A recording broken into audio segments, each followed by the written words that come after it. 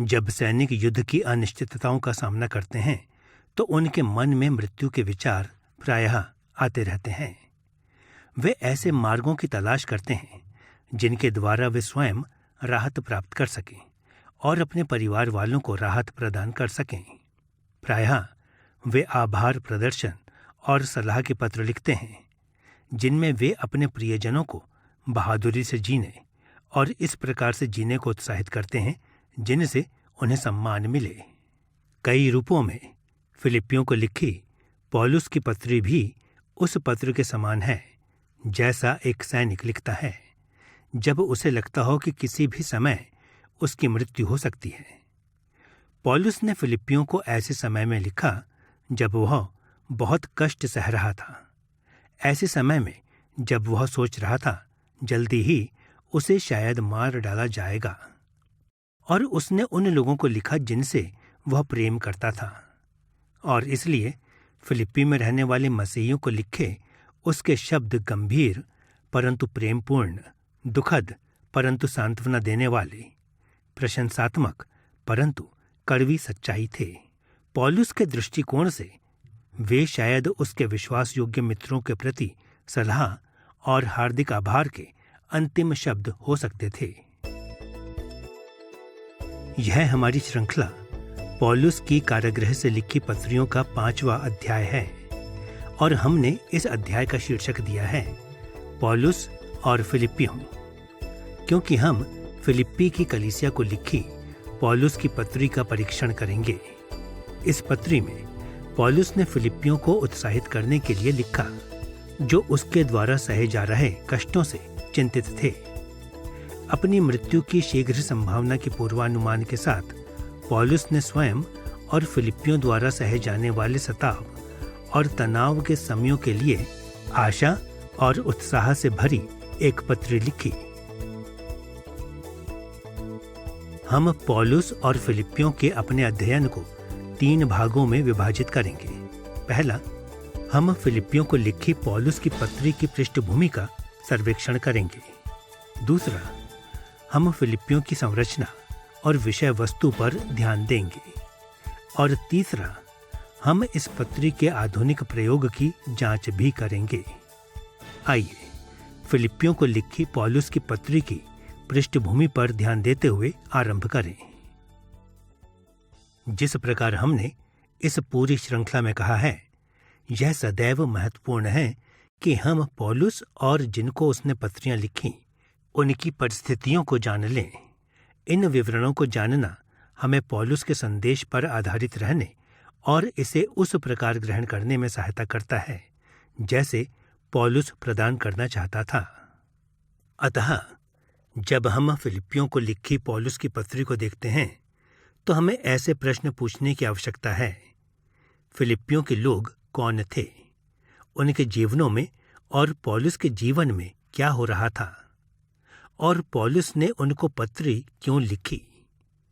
इस प्रकार के प्रश्नों के उत्तर इस पत्री में पौलुस की आधिकारिक शिक्षा को समझने और अपने जीवनों में उसे लागू करने में सहायता करेंगे। जब हम फिलिप्पियों को लिखी पौलुस की पत्री की पृष्ठभूमि की जांच करते हैं तो हम 3 विषयों पर अपने ध्यान को लगाएंगे। पहला, हम फिलिप्पियों के साथ पौलुस के संबंध पर चर्चा करेंगे। दूसरा, हम कारागृह में पौलुस के कष्टों के कुछ विवरणों का उल्लेख करेंगे। और तीसरा, हम पौलुस द्वारा फिलिप्पियों को पत्री लिखे जाने के समय की उन परिस्थितियों पर चर्चा करेंगे। आइए पौलुस और फिलिप्पी की कलीसिया के बीच संबंध पर ध्यान देते हुए आरंभ करें। फिलिप्पी मकुदुनिया के रोमी प्रांत का एक महत्वपूर्ण नगर था। वह स्थान जो अब आधुनिक यूनान में पाया जाता है, यह वाया एग्नेशिया के करीब पाया जाता है। वह मुख्य मार्ग जो रोम नगर को इसके राज्य के पूर्वी प्रांतों से जोड़ता है, और इसमें रोम के साथ एक विशेष ओहदा पाया जाता था जिससे उसके पास इटली में रोमी कॉलोनी होने के समान अधिकार पाए जाते थे, और यह अपने नागरिकों को रोमी नागरिकता प्रदान करता था। पौलुस ने अपनी दूसरी मिशनरी यात्रा के दौरान फिलिप्पी में कलीसिया की स्थापना की थी। लगभग 49 या 50 ईस्वी के दौरान फिलिप्पी पहुंचने से पूर्व वह एशिया में सेवकाई कर रहा था, परंतु तब उसने एक दर्शन देखा जिसमें एक व्यक्ति उससे मकीदुनिया में आकर सुसमाचार का प्रचार करने का आग्रह करता है। इस दर्शन के प्रत्युत्तर में पौलुस नियापुलिस में उतरकर मकीदुनिया गया, परंतु शीघ्र ही फिलिप्पी नगर में चला गया, जो नियापुलिस से लगभग 10 मील उत्तर पश्चिम में था। फिलिप्पी में पौलुस के अधिकांश गतिविधियों का प्रेरितों के काम अध्याय 16 पद 12 से 40 में वर्णन किया गया है। उदाहरण के तौर पर यह फिलिप्पी में ही था कि पौलुस यूरोप में पहले व्यक्ति व्यापारी स्त्री लुदिया को विश्वास में लेकर आया, और फिलिप्पी में ही था कि उसे एक दासी लड़की से दुष्टात्मा निकालने के कारण कारागृह में डाला गया। यही वह स्थान था जहां एक जाने माने दरोगा ने मसीह में विश्वास किया, क्योंकि वह अपने लिए पौलुस के रहम से बहुत ही द्रवित हो गया था।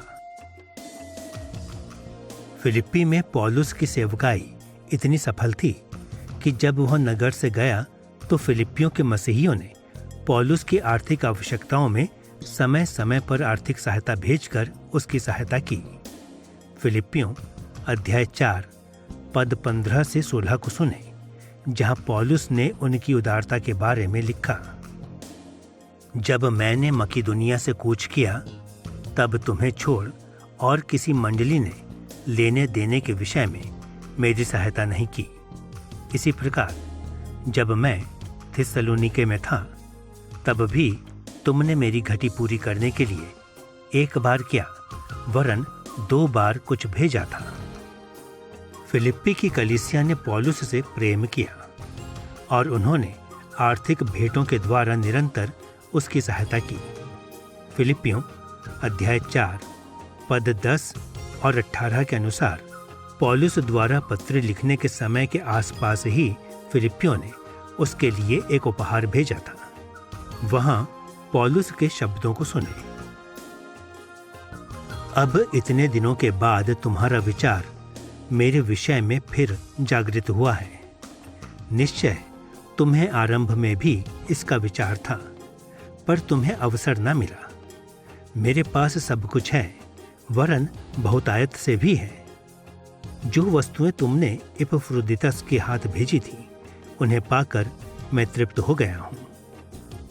यद्यपि फिलिप्पी में ऐसे कुछ विश्वासी थे जो आर्थिक रूप से संपन्न थे, परंतु कलीसिया सामान्यतः बहुत ही गरीब थी।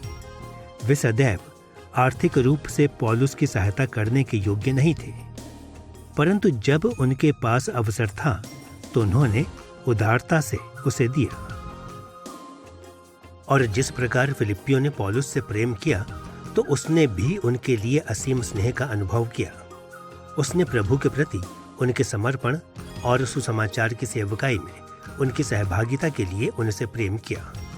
वे उसके घनिष्ठ मित्र थे, ऐसे लोग जिनकी संगति का उसने आनंद लिया और जिनको उसने बहुत याद किया। सुने किस प्रकार उसने फिलिप्पियों अध्याय 1 पद 4 से 8 में उनसे बात की। और जब कभी तुम सब के लिए विनती करता हूँ तो सदा आनंद के साथ विनती करता हूँ, इसलिए कि तुम पहले दिन से लेकर आज तक सुसमाचार के फैलाने में मेरे सहभागी रहे हो। तुम मेरे मन में आ बसे हो। मैं मसीह यीशु की सी प्रीति करके तुम सब की लालसा करता हूँ।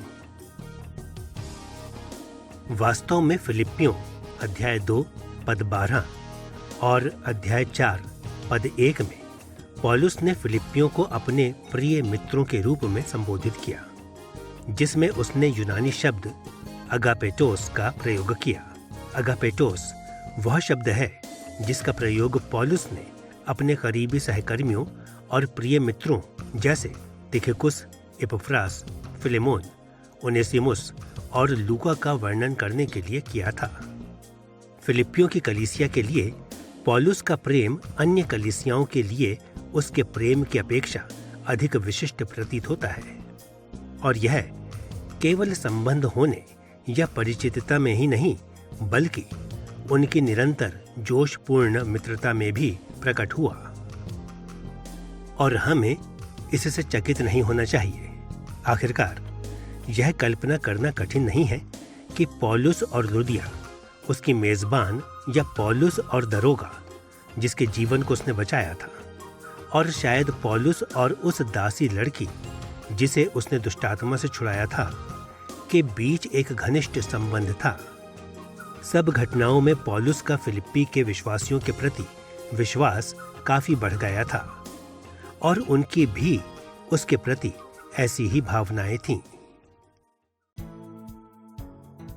अब जब हम पौलुस और फिलिप्पियों के बीच प्रेमपूर्ण और सहायक संबंध को देख चुके हैं, इसलिए अब हमें कारागृह में प्रेरित के कष्टों के विवरणों की ओर मुड़ना चाहिए। फिलिप्पियों की पत्री लिखने के समय पौलुस किन बातों का सामना कर रहा था? अपनी लंबी सेवकाई में पौलुस ने प्रायः बहुत कष्टों का सामना किया। उसे बार बार कोड़े लगाए गए, डंडों से मारा गया, हत्या करने वालों के द्वारा उसका पीछा किया गया, कई बार उसे कारागृह में डाला गया, और एक बार उस पर पत्थरवाह किया गया और उसे मरने के लिए छोड़ दिया गया। बहुत बार वह दुखी और निराश भी हुआ। उदाहरण के तौर पर अपनी तीसरी मिशनरी यात्रा के दौरान उसने दूसरा कुरिन्थियों अध्याय 1 पद 8 में ये शब्द लिखे, हे भाइयों, हम नहीं चाहते कि तुम हमारे उस क्लेश से अनजान रहो जो एशिया में हम पर पड़ा, कि ऐसे भारी बोझ से दब गए थे जो हमारी सामर्थ्य से बाहर था, यहाँ तक कि हम जीवन से भी हाथ धो बैठे थे। यहाँ पौलुस ने अपने द्वारा सही गई भयानक परिस्थितियों के कारण पराजित होने की भावना अर्थात अस्थायी रूप से आशा खोने का वर्णन किया। पौलुस जानता था कि जीवन वास्तव में आशा रहित नहीं है, कि परमेश्वर हमें किसी भी विपत्ति से बचा सकता है, परंतु वह भी एक मनुष्य था। दूसरों के समान उसमें भी कमजोरियां थीं, और सत्य यह है कि कभी कभी परमेश्वर की सर्वोच्चता के बारे में जानना और उस पर विश्वास करना ही हमें निराशा से बचाने के लिए पर्याप्त नहीं होता। पौलुस ने भी संघर्ष किया। पौलुस भी हार मान लेना चाहता था। पौलुस ने भी तिरस्कृत महसूस किया था। और जब हम फिलिप्पियों को लिखी उसकी पत्री के विवरणों को पढ़ते हैं तो ऐसा प्रतीत होता है कि इस कलीसिया, जिसे वह बहुत प्रेम करता था, को पत्री लिखते समय वह इसी प्रकार की भावनाओं से संघर्ष कर रहा हो। उसके धर्म विज्ञान ने उसको सत्य में स्थिर किया और उत्साहित किया कि परमेश्वर कष्टों के माध्यम से भी भलाई के लिए कार्य कर रहा था। परंतु पौलुस का हृदय फिर भी बोझिल था और उसका दुख गहरा था। फिलिप्पियों को लिखी अपनी पत्री में पौलुस ने उन सभी विपत्तियों को उजागर नहीं किया जो उसके मन में थीं, परंतु उसने कुछ के बारे में अवश्य बात की, और उसने उस सामूहिक प्रभाव को भी प्रकाशित किया जो उसके मन पर पड़ रहा था। उदाहरण स्वरूप उसने कष्टों से छुटकारे के रूप में प्रायः मृत्यु के विषय में बात की, जैसे फिलिप्पियों अध्याय 3 पद 10 में उसने ये शब्द लिखे, और उसके साथ दुखों में सहभागी होने के मर्म को जानूं और उसकी मृत्यु की समानता को प्राप्त करूं, कि उसके वर्तमान कष्ट इतने अधिक थे कि उनसे बचने की सर्वोत्तम आशा मृत्यु ही थी, और उसने अपने वर्तमान कष्टों को मृत्यु के माध्यम के रूप में देखा। और फिलिप्पियों अध्याय 1 पद 20 में पौलुस ने इस प्रकार अपने दृष्टिकोण को स्पष्ट किया, मैं तो यही हार्दिक लालसा और आशा रखता हूं कि मैं किसी बात में लज्जित ना हूं, पर जैसे मेरे प्रबल साहस के कारण मसीह की बड़ाई मेरी देह के द्वारा सदा होती रही है, वैसा ही अब भी हो, चाहे मैं जीवित रहूं व मर जाऊं। पौलुस में इस समय साहस की कमी थी, परंतु उसे आशा थी कि परखे जाने से पहले उसे यह प्राप्त हो जाएगा। वह मसीह को सम्मान देना चाहता था, चाहे वह परीक्षा में स्थिर खड़े रहने के द्वारा हो या फिर अपने विश्वास के अंगीकरण को ना त्यागते हुए गरिमा और निश्चय के साथ मरने के द्वारा।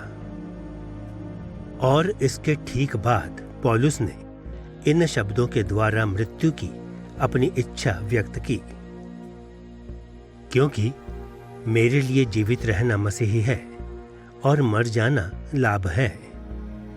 पर यदि शरीर में जीवित रहना ही मेरे काम के लिए लाभदायक है, क्योंकि मैं दोनों के बीच अधर में लटका हूं, जी तो चाहता है कि कूच करके मसीह के पास जा रहा हूं, क्योंकि यह बहुत ही अच्छा है। जिस समय उसने यह लिखा, पौलुस मरना चाहता था, परंतु सामान्यतः वह जीवित रहना और प्रचार करना, नए स्थानों पर और नए लोगों के पास सुसमाचार लेकर जाना और संसार में उद्धार लाना चाहता था। अब सामान्य परिस्थितियों में मसीहियों को मरने की चाहत नहीं करनी चाहिए।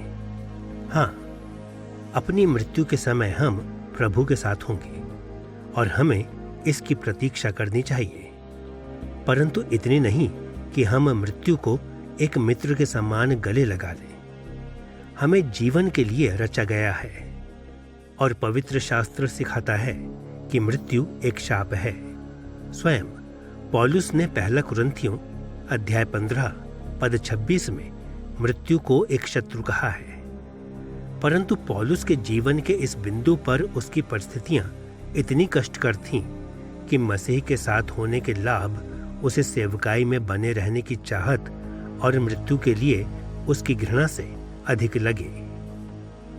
परंतु पौलुस ने अपने व्याकुल मन को केवल मृत्यु की अपनी इच्छा से प्रकट नहीं किया, उसने कई अन्य स्थानों पर भी इसका स्पष्ट रूप से वर्णन किया। उदाहरण के तौर पर फिलिपियों अध्याय 2 पद 27 से 28 में उसने इन शब्दों में इपफ्रोदितुस की बीमारी से चंगाई का वर्णन किया। इपफ्रोदितुस बीमार तो हो गया था, यहां तक कि मरने पर था, परंतु परमेश्वर ने उस पर दया की, और केवल उसे ही पर नहीं पर मुझ पर भी, कि मुझे शोक पर शोक ना हो। इसलिए मैंने उसे भेजने का और भी यत्न किया कि तुम उससे फिर भेंट करके आनंदित हो जाओ और मेरा शोक घट जाए। इपफ्रोदितुस की मृत्यु पौलुस के पहले के कष्टों में और अधिक कष्ट जोड़ सकती थी, और यद्यपि इपफ्रोदितुस का पुनः फिलिप्पी लौट जाना पौलुस की चिंताओं को कम अवश्य करेगा, परंतु इसे बिल्कुल समाप्त नहीं करेगा। शायद पौलुस के दुख और व्याकुलता और मृत्यु के बारे में उसके कथनों का सर्वोत्तम स्पष्टीकरण यह है कि इस समय में उसका जीवन गंभीर खतरे में था। जिस प्रकार हमने पिछले अध्याय में देखा, उसने यह पत्री रोम या कैसरिया मरितीमा से लिखी होगी। यदि उसने रोम से लिखी हो तो शायद उसे अपेक्षा थी कि कैसर उसे दोषी ठहराएगा, और यदि उसने कैसरिया मरितीमा से लिखी हो तो वह यहूदियों द्वारा उसको मार डालने की योजना से चिंतित होगा। पर चाहे जैसा भी खतरा हो, ऐसा प्रतीत होता है कि पौलुस इस संभावना के बारे में सोच रहा था कि शीघ्र ही उसकी मृत्यु हो जाएगी। उदाहरण के तौर पर फिलिप्पियों अध्याय 1 पद 20 में उसने आशापूर्ण रूप से लिखा, मसीह की बड़ाई मेरी देह के द्वारा सदा होती रही है, वैसी ही अब भी हो, चाहे मैं जीवित रहूं या मर जाऊं। और अध्याय 1 पद 20 में उसने यह दर्शाया कि उसके समक्ष मरने का विकल्प भी हो सकता है, परंतु उसने यह भी लिखा कि यदि मुझे इस देह में जीवित रहना भी हो तो इसका अर्थ मेरे लिए फलदायक परिश्रम होगा। फिर भी मैं किसे चुनूं? अध्याय 2 पद 17 में उसने इस संभावना के विषय में बात की कि वह अर्घ के समान उंडेला जा रहा था, और अध्याय 3 पद 10 में उसने सुझाव दिया कि मसीह के कष्टों में उसकी वर्तमान सहभागिता पौलुस को उसकी मृत्यु में मसीह के समान बनने की ओर अगुवाई कर सकती है। परंतु पौलुस पूरी तरह से आश्वस्त नहीं था कि उसकी मृत्यु होगी। इसी पत्री में अन्य स्थान पर उसने इस आशा को प्रकट किया था कि वह जीवित रहेगा। उदाहरणतः फिलिपियों अध्याय 1 पद 25 में उसने लिखा कि मैं जानता हूं कि मैं जीवित रहूंगा, और उसने इस आशा को दर्शाया कि वह फिलिपियों के प्रति सुचारू सेवकाई करने के लिए जीवित रहेगा। पौलुस पूरी तरह से आश्वस्त नहीं था कि उसके साथ क्या होगा। एक ओर वह जानता था कि उसकी मृत्यु एक वास्तविक संभावना थी, और इसलिए उसने फिलिप्पी में अपने मित्रों को इस त्रासदी के लिए तैयार करने का प्रयास किया। दूसरी ओर उसे कुछ यह अपेक्षा भी थी कि वह जीवित रहेगा, और इसलिए उसने सर्वोत्तम की आशा रखने के लिए उत्साहित किया। परंतु उसके भविष्य में उसके लिए जो भी था, अपनी पत्री लिखे जाने के समय वह बहुत कष्ट सह रहा था। इसलिए उसने दुख और आशंका से संघर्ष किया।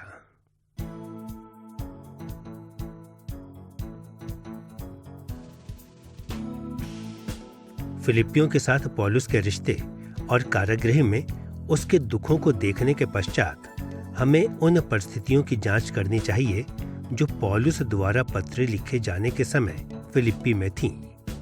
ऐसी कौन सी परिस्थितियों का उन्होंने सामना किया जिन्होंने पौलुस के ध्यान और शिक्षा की मांग की।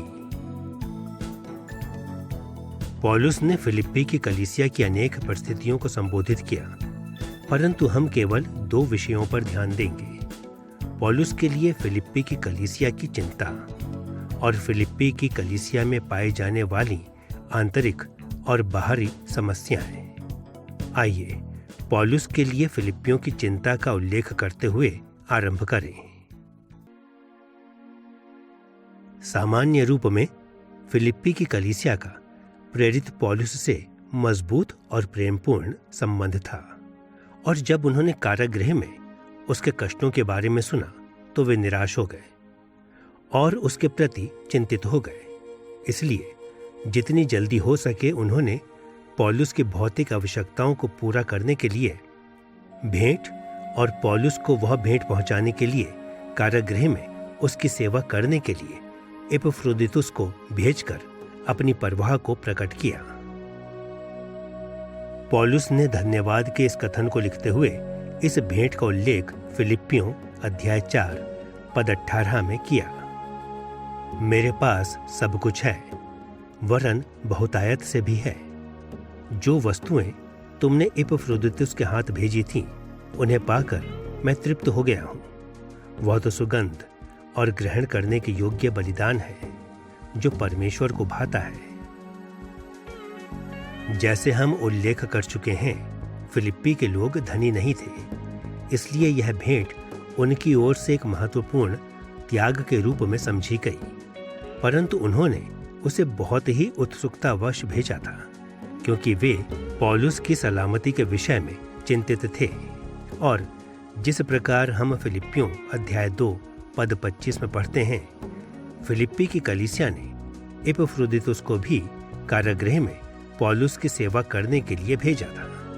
वह पौलुस के शब्दों को सुने, पर मैं एपफ्रोदितुस को, जो तुम्हारा दूत और आवश्यक बातों में मेरी सेवा टहल करने वाला है, तुम्हारे पास भेजना अवश्य समझा। स्पष्टतः एपफ्रोदितुस ने पौलुस को यह विवरण भी प्रदान किया जिसमें फिलिप्पियों के इस भय को किया गया कि पौलुस को अन्य विश्वासियों के द्वारा सताया जा रहा था और कि मृत्यु का खतरा उसके सिर पर मंडरा रहा था। और उनको लिखी अपनी पत्री में पौलुस ने इस बात को निश्चित किया कि फिलिप्पियों ने उसकी परिस्थितियों को अच्छी तरह से समझ लिया था और उसने उनकी परवाह के लिए अपनी सराहना को व्यक्त किया। उदाहरण के तौर पर फिलिप्पियों अध्याय 1 पद 15 से 17 में उसने स्वीकार किया कि सुसमाचार के कुछ प्रचारक उन्हें सता रहे थे। उसने इन शब्दों के साथ इस परिस्थिति का वर्णन किया।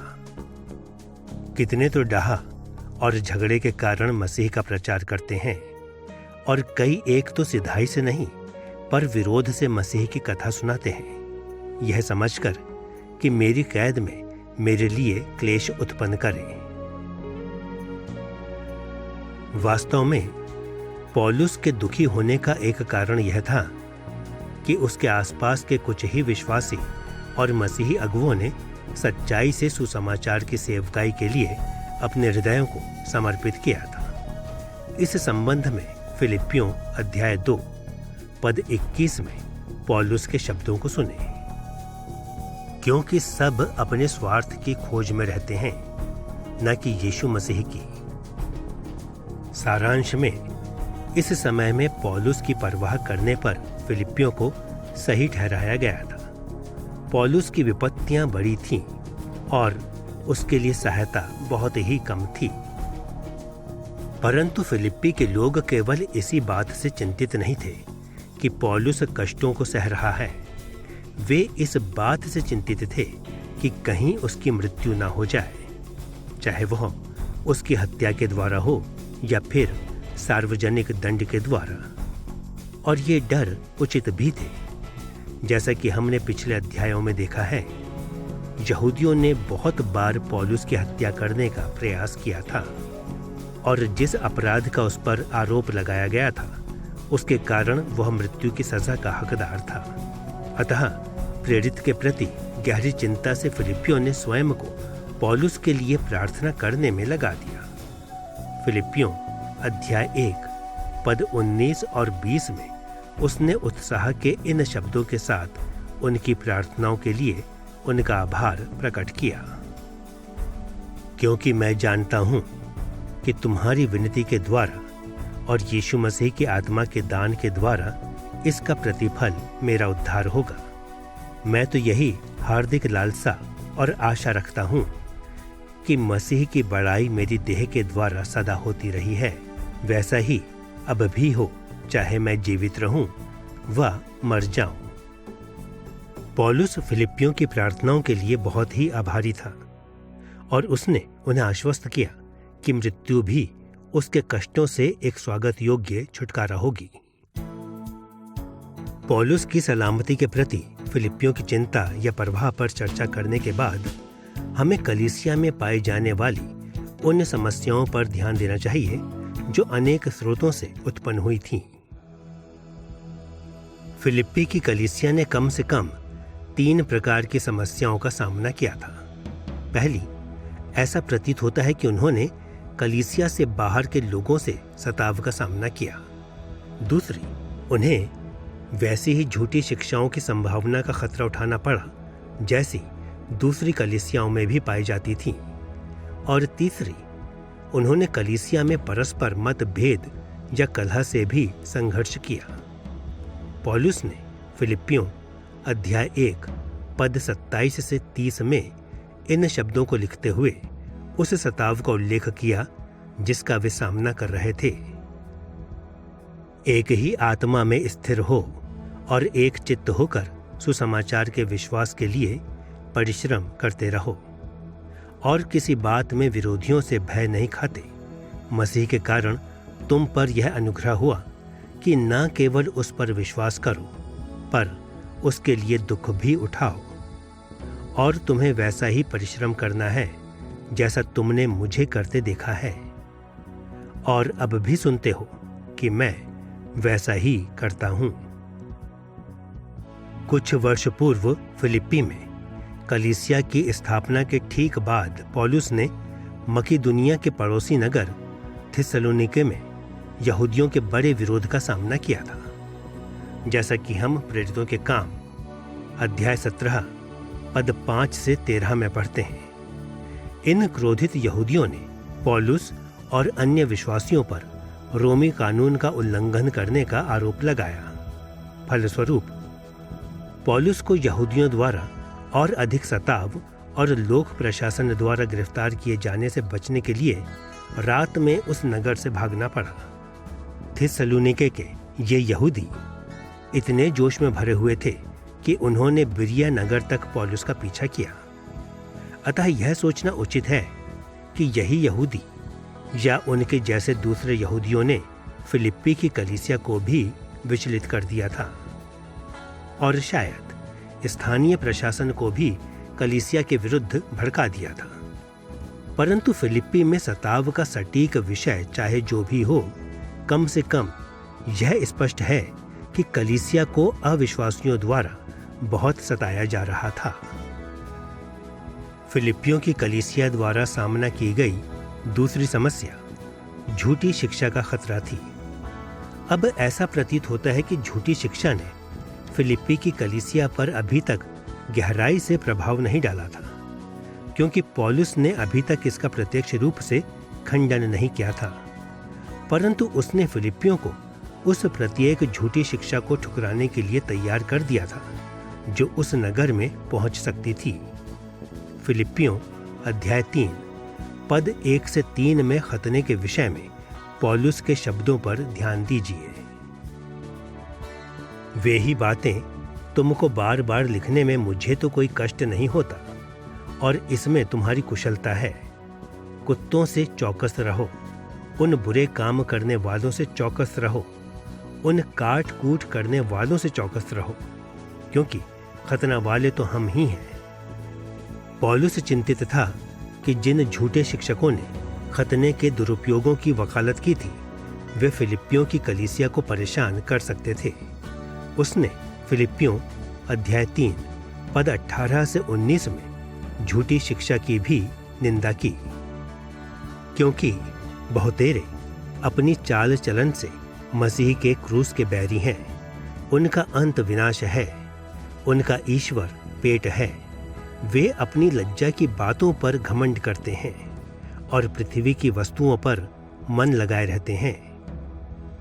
पौलुस की भाषा यहाँ कितनी भी झूठी शिक्षाओं का वर्णन कर सकती है, जिसमें खान पान संबंधी निषेध और पुराने नियम के खान पान संबंधी नियमों का अनुचित प्रयोग जैसी बातें भी शामिल हो सकती हैं।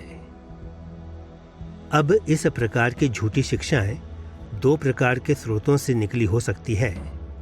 एक ओर तो पौलुस शायद उन झूठी शिक्षाओं के प्रति चिंतित होगा जिन्होंने कुलुस्से और लिकुस घाटी की कलीसियाओं के लिए खतरा उत्पन्न कर दिया था। जिस प्रकार हमने पिछले अध्याय में उल्लेख किया था, लिकुस घाटी में फैली इन झूठी शिक्षाओं ने मसीही शिक्षा के साथ यूनानी दर्शनशास्त्र, संन्यासवाद और यहूदी व्यवस्था के भ्रष्ट रूपों को जोड़ दिया था। उदाहरण के तौर पर पौलुस ने कुलुस्सियों अध्याय 2 पद 11 और 12 में विशेष रूप से इस झूठी शिक्षा को खतने के अनुचित प्रयोग के साथ और कुलुस्सियों अध्याय 2 पद 22 से 23 में खान पान संबंधी निषेध के साथ जोड़ा। दूसरी ओर वह शायद यरूशलेम के मसीही यहूदियों से चिंतित होगा, उनके विषय में जिनके विरुद्ध पौलुस ने काफी पहले गलातियों अध्याय 2 पद 11 से 21 में और हाल ही में रोमियो अध्याय 4 पद 9 से 17 में लिखा था। यह संभव है कि उसका सामना उनसे यरूशलेम की उस यात्रा के दौरान हुआ हो जिसके कारण उसे वर्तमान कारावास में डाला गया था।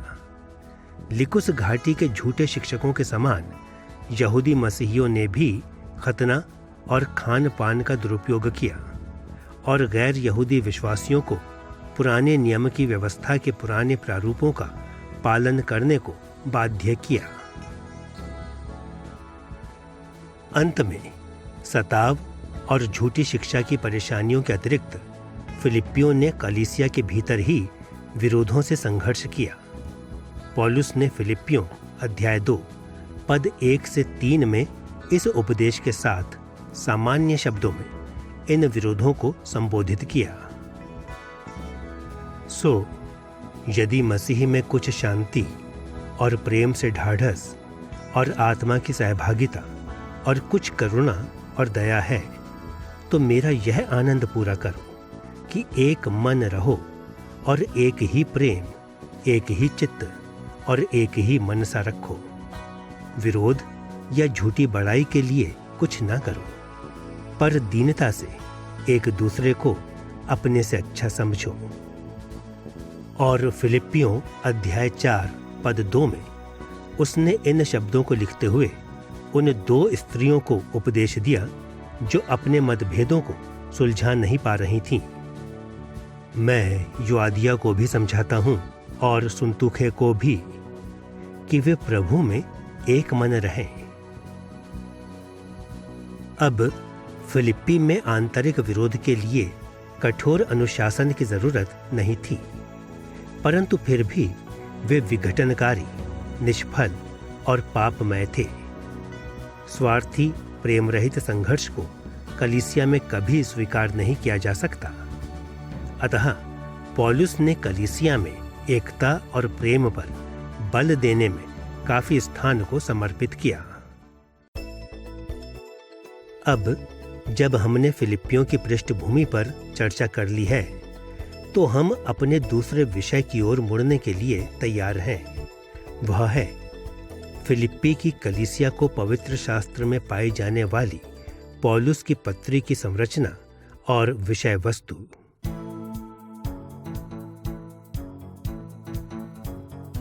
जब हम फिलिप्पियों को लिखी पौलुस की पत्री की संरचना और विषय वस्तु को देखते हैं, तो हम इस पत्री को 6 मुख्य भागों में विभाजित करेंगे।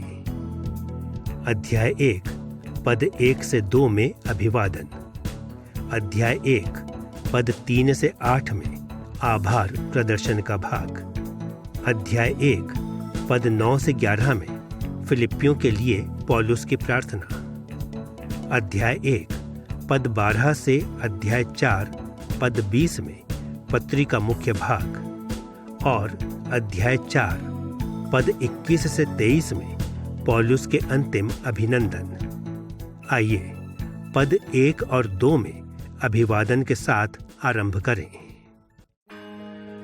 अध्याय 1 पद 1 और 2 में अभिवादन पौलुस को पत्री के प्राथमिक लेखक के रूप में पहचानता है और दर्शाता है कि यह पत्री तीमुथियुस की ओर से भी है। इस पूरी पत्री में पौलुस ने स्वयं को नियमित रूप से एक वचन शब्दों जैसे हम की अपेक्षा मैं का प्रयोग करते हुए दर्शाया है। और फिलिप्पियों अध्याय 2 पद 19 और 22 में उसने तीमुथियुस का उल्लेख तीसरे व्यक्ति के रूप में किया। फिलिप्पियों का अभिवादन पौलुस के अधिकांश अन्य पत्रियों में पाए जाने वाले अभिवादन से अलग है, क्योंकि यह पौलुस की प्रेरिताई का उल्लेख नहीं करता। केवल पहला और दूसरा थिस्सलुनीकियों और फिलेमोन में यही भिन्नता पाई जाती है, परंतु पौलुस की ये सभी तीनों अन्य पत्रियां अभिवादनों से बाहर पौलुस के प्रेरितिक अधिकार का उल्लेख करती हैं। केवल फिलिप्पियों ही एकमात्र ऐसी पत्री है जिसमें पौलुस कभी स्पष्ट रूप से अपने प्रेरितिक अधिकार का वर्णन नहीं करता है। अब इसका अर्थ यह नहीं है कि फिलिप्पियों को लिखी पौलुस की पत्री में प्रेरितिक अधिकार की कमी पाई जाती है, बल्कि फिलिप्पियों के साथ उसके संबंध पौलुस के लिए उनके बड़े आदर और प्रभु को आनंदित करने की उनकी उत्सुकता की गवाही है। पौलुस को एक बार भी उन्हें अपने कार्यभार और अधिकार के बारे में स्मरण करवाने की आवश्यकता नहीं पड़ी। अभिवादन के बाद पौलुस अध्याय 1 पद 3 से 8 में आभार प्रदर्शन के खंड की ओर मुड़ता है। अभिवादन से आभार प्रदर्शन की ओर मुड़ना उसी रीति अनुसार है जिसका अनुसरण पौलुस गलातियों और तीतुस के अतिरिक्त पवित्र शास्त्र में पाई जाने वाली अपनी अन्य पत्रियों में करता है। पौलुस के आभार प्रदर्शन का पहला भाग, जो फिलिप्पियों अध्याय 1 पद 3 से 6 में पाया जाता है, धन्यवाद के उच्च स्तरीय कथन को प्रस्तुत करता है और फिलिप्पियों द्वारा पौलुस के जीवन में लाए गए आनंद और उनके उद्धार की उसकी अपेक्षाओं के बारे में बात करता है। परंतु फिलिप्पियों अध्याय 1 पद 7 से 8 में पौलुस के आभार प्रदर्शन में अपेक्षाकृत रूप से अलग ही पाए जाते हैं, जो फिलिप्पियों के लिए पौलुस के प्रेम पर बल देते हैं। वहां पर उसके शब्दों को सुने। उचित है कि मैं तुम सब के लिए ऐसा ही विचार करूं, क्योंकि तुम मेरे मन में आ बसे हो। इसमें परमेश्वर मेरा गवाह है कि मैं मसीह यीशु की सी प्रीति करके तुम सबकी लालसा करता हूं।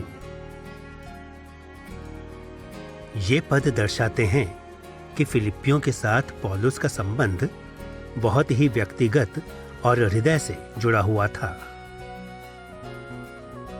अपने आभार प्रदर्शन के बाद पौलुस ने अध्याय 1 पद 9 से 11 में फिलिप्पियों के लिए प्रार्थना की। यह प्रार्थना काफी संक्षिप्त है, परंतु यह उन कथनों से भरी हुई है जो पूरी पत्री में दिए गए महत्व को प्रदर्शित करती है। वास्तव में पौलुस ने प्रार्थना की कि फिलिप्पी के विश्वासी उन रूपों में जीवन जीने के द्वारा अपने मसीही प्रेम को प्रदर्शित करें जिनके द्वारा परमेश्वर को सम्मान मिले। पहला, उसने प्रार्थना की कि उनमें सही निर्णय लेने के लिए आवश्यक पहचान शक्ति हो। दूसरा, उसने प्रार्थना की कि यह पहचान शक्ति उन्हें अच्छे कार्य करने और न्याय के लिए मसीह के पुनः आगमन तक विश्वास और कार्य में बने रहने में उनकी अगुवाई करे। अंत में उसने प्रार्थना की कि फिलिप्पी के विश्वासी अपने अच्छे कार्यों और दृढ़ता के माध्यम से परमेश्वर को महिमा और स्तुति प्रदान करें। अपनी प्रार्थना के बाद पौलुस फिलिप्पियों को लिखी अपनी पत्री के मुख्य भाग की ओर मुड़ा, जो अध्याय 1 पद 12 से अध्याय 4 पद 20 में पाया जाता है। भिन्न विद्वानों के द्वारा इस भाग की अनेक प्रकार से रूपरेखा प्रदान की गई है, परंतु इस अध्याय में हमारी रूपरेखा फिलिप्पियों की कलीसिया को पौलुस द्वारा कहे गए उत्साहपूर्ण शब्दों और निर्देशों के तार्किक बहाव का अनुसरण करेगी। जब पौलुस ने फिलिप्पियों को लिखा तो वो बहुत कष्ट सह रहा था और उसका अपना जीवन भी खतरे में था। फलस्वरूप वह विपत्तियों और चिंता के द्वारा घिरा हुआ था। हम उसका वर्णन निराश होने के रूप में भी कर सकते हैं, और इस दृष्टिकोण से उसने फिलिप्पी के विश्वासियों को पत्र लिखी। पौलुस जानता था कि ये शायद उसके अंतिम शब्द होंगे, इसलिए उसने उनके लिए अपनी तीव्र भावनाओं को व्यक्त किया और उन्हें यह बताया कि वह उनसे कितना प्यार करता था और सेवकाई के लिए कितना आभारी था। और उसने उनसे बुद्धि के अंतिम शब्द कहे और उन्हें परमेश्वर को सम्मान देने के रूपों में विपदाओं से निपटना सिखाया। फिलिप्पियों पर इस संपूर्ण दृष्टिकोण को ध्यान में रखते हुए हम उसकी पत्री के मुख्य भाग में उसके विचारों के निम्नलिखित क्रम को देख सकते हैं। पहला, अध्याय 1 पद 12 से 26 में कारागृह में पौलुस की दृढ़ता। दूसरा, अध्याय 1 पद 27 से अध्याय 4 पद 9 में फिलिप्पियों से निरंतर आगे बढ़ने के उपदेश। और तीसरा, अध्याय 4 पद 10 से 20 में फिलिप्पियों की दृढ़ता के विषय में पौलुस की पुष्टि। हम अध्याय 1 पद 12 से 26 में कारागृह में पौलुस की दृढ़ता के साथ आरंभ करने के द्वारा शुरू करके इन भागों पर ध्यान से चर्चा करेंगे। पौलुस कारागृह में अपने कष्टों का इनकार करने या फिर उन्हें अपनाने के द्वारा नहीं, परंतु कष्टों के बीच में आनंदित रहने के कारणों को पाने के द्वारा दृढ़ बना रहा और फिलिप्पियों को इस बात में उत्साहित करने को स्पष्ट करने और बचाव करने में समय बिताया। उसने उनकी परवाह की सराहना की, परंतु वह नहीं चाहता था कि वे उसकी परिस्थितियों के कारण व्यथित हो जाएं। पत्री के इस भाग में उसने अपने उस आनंद के 3 स्रोतों पर ध्यान दिया जो उसने अपने कष्टों के बीच पाया। पद 12 से पद 18 का में उसकी वर्तमान सेवकाई की सफलता। पद 18 ख से पद 21 में भविष्य के छुटकारे के लिए उसकी आशा, और पद 22 से पद 26 में भविष्य की सेवकाई के प्रति उसका पूर्वानुमान। पौलुस ने स्पष्ट किया कि अच्छी बातों पर ध्यान देने के द्वारा वह अपनी कठिनाइयों को बेहतर रूप से सहन कर पाया। उदाहरण के तौर पर पद 12 से पद 18 का में उसने स्पष्ट किया, चाहे वह कारागृह में कष्ट सह रहा था, परंतु वह प्रसन्न था कि उसकी वर्तमान सेवकाई लगातार आगे बढ़ती रही। फिलिप्पियों अध्याय 1 पद 17 से 18 में उसके वर्णन को सुने। और कई एक तो सिधाई से नहीं पर विरोध से मसीह की कथा सुनाते हैं, यह समझकर कि मेरी कैद में मेरे लिए क्लेश उत्पन्न करें। सो क्या हुआ कि हर प्रकार से, चाहे बहाने से चाहे सच्चाई से, मसीह की कथा सुनाई जाती है और मैं इससे आनंदित हूं। आंशिक रूप से पौलुस ने इसलिए कष्ट सहा क्योंकि द्वेषी प्रचारकों ने उसके लिए मुश्किलें उत्पन्न कर दी थीं। परंतु चाहे उन्होंने उसे व्यक्तिगत रूप से हानि पहुंचाई, परंतु वह इस बात से खुश था कि उन्होंने सच्चे सुसमाचार का प्रचार किया था। पौलुस ने भविष्य के छुटकारे की अपनी आशा में भी आनंद प्राप्त किया, जिसका वर्णन उसने पद 18 ख से पद 21 पदों में किया। उसने इस संभावना पर ध्यान दिया कि वह अंत में शायद कारागृह से मुक्त हो जाए, परंतु जैसा हम कह चुके हैं, इस समय के दौरान पौलुस के कष्ट इतने अधिक थे कि मृत्यु भी एक स्वागत योग्य राहत होती, और इसलिए उसने इस आशा से उत्साह प्राप्त किया कि वह अपने कष्टों से छुटकारा पाएगा, या तो अपनी आजादी के द्वारा या मृत्यु के द्वारा। उसने फिलिप्पियों अध्याय 1 पद 18 से 21 में अपने दृष्टिकोण का वर्णन किया। मैं आनंदित रहूंगा भी, क्योंकि मैं जानता हूं कि इसका प्रतिफल मेरा उद्धार होगा, चाहे मैं जीवित रहूं व मर जाऊं, क्योंकि मेरे लिए जीवित रहना मसीही है और मर जाना लाभ है।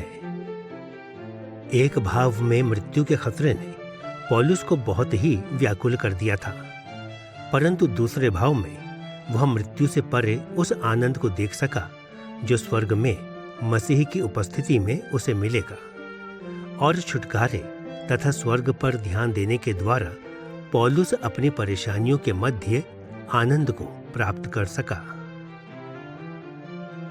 इसी प्रकार फिलिप्पियों अध्याय 1 पद 22 से 26 में पौलुस ने आनंद के स्रोत के रूप में फिलिप्पियों के प्रति अपनी भावी सेवकाई की संभावना देखी। फिलिप्पियों अध्याय 1 पद 25 और 26 में उसके उत्साहवर्धक शब्दों को सुने। मैं जीवित रहूंगा, वरन तुम सबके साथ रहूंगा, जिससे तुम विश्वास में दृढ़ होते जाओ और उसमें आनंदित रहो। और जो घमंड तुम मेरे विषय में करते हो, वह मेरे फिर तुम्हारे पास आने से मसीह यीशु में अधिक बढ़ जाए।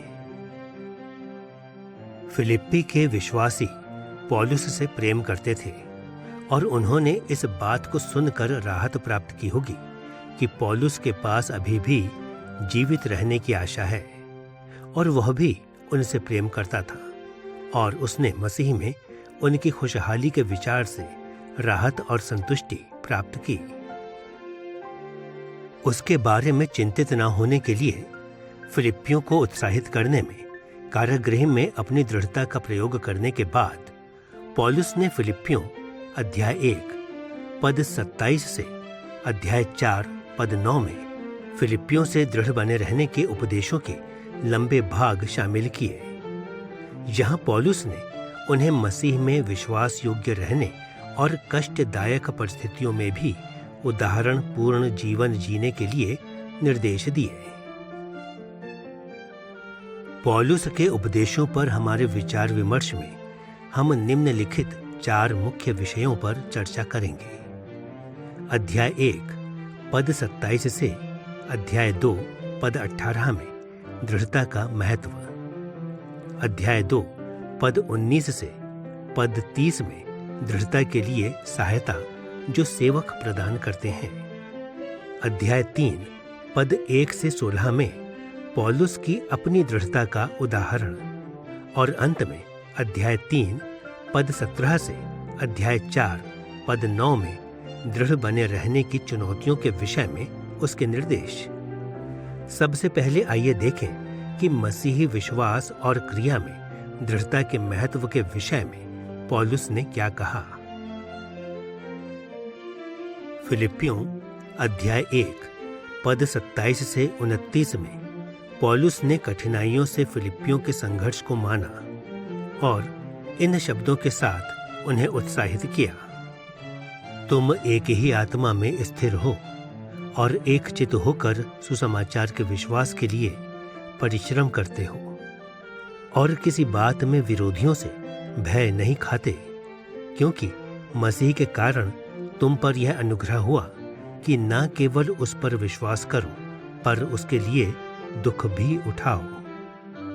फिलिपियों के कष्ट व्यथित करने वाले और पीड़ादायक थे, परंतु वे परमेश्वर के नियंत्रण से परे नहीं थे। इसके विपरीत स्वयं परमेश्वर ने आशीष के माध्यमों के रूप में उनके कष्टों की योजना बनाई थी, और इसलिए यह महत्वपूर्ण था कि वे इन मुश्किल भरे समयों में अपने विश्वास को बनाए रखने के द्वारा और धार्मिक जीवन जीने के द्वारा दृढ़ बने रहें।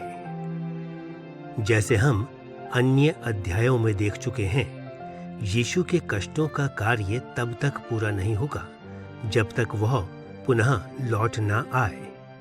इसी दौरान वह कलीसिया के माध्यम से अपने नियुक्त कष्टों को पूरा करता है, क्योंकि विश्वासी मसीह के साथ जुड़े हुए होते हैं। इसलिए जब हम कष्ट सहते हैं तो मसीह भी कष्ट सहता है, और पौलुस के दृष्टिकोण से यह मसीह के नियुक्त कष्टों को पूरा करने के माध्यम ही नहीं थे, बल्कि यह सम्मान का बिल्ला भी था। जैसा हमने अभी फिलिपियों अध्याय 1 पद 27 से 29 में पढ़ा है, परमेश्वर ने फिलिपियों को कष्ट सहने की अनुमति ही नहीं दी, बल्कि कष्टों में उनकी अगुवाई भी की थी।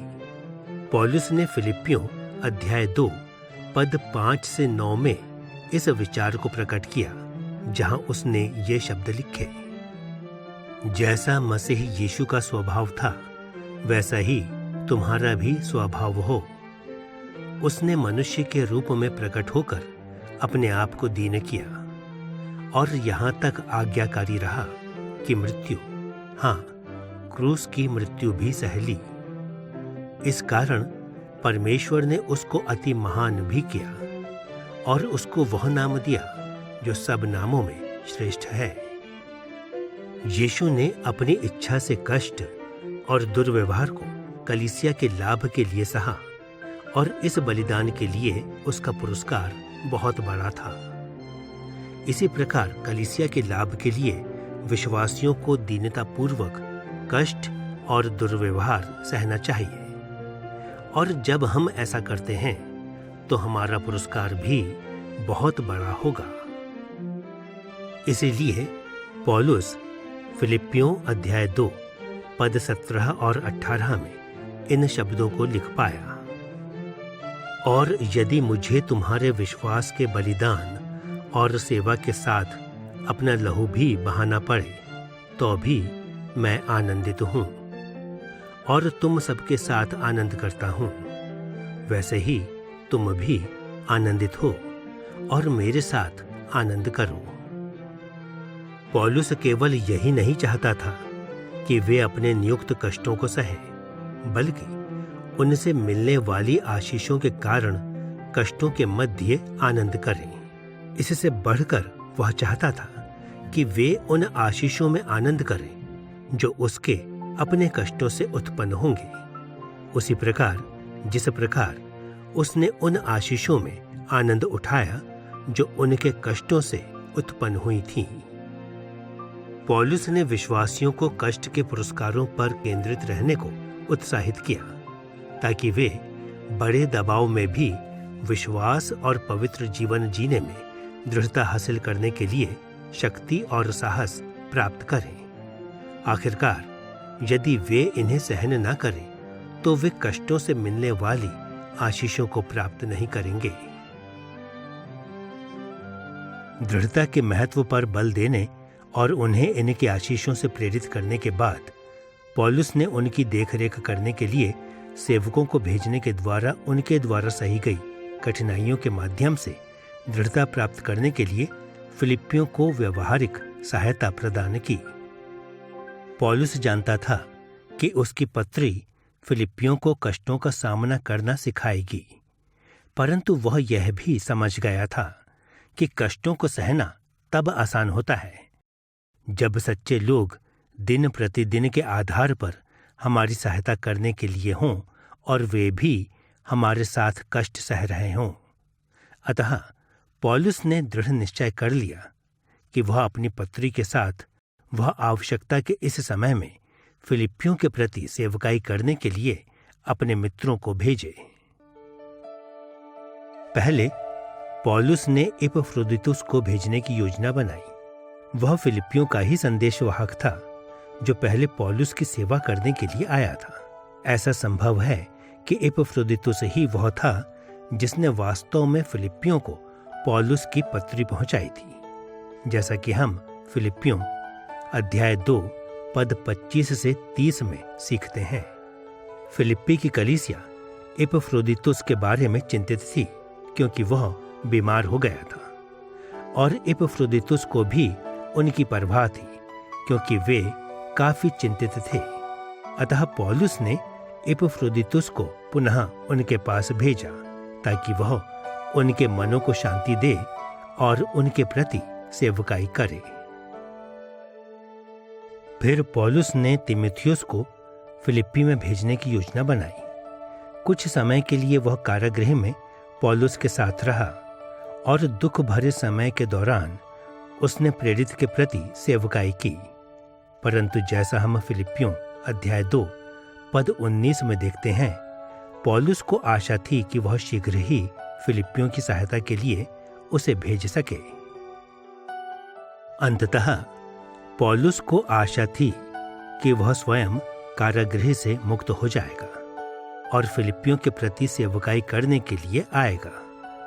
उसने इस आशा को फिलिप्पियों अध्याय 2 पद 24 में व्यक्त किया, जहां उसने ये शब्द लिखे, और मुझे प्रभु में भरोसा है कि मैं आप भी शीघ्र आऊंगा।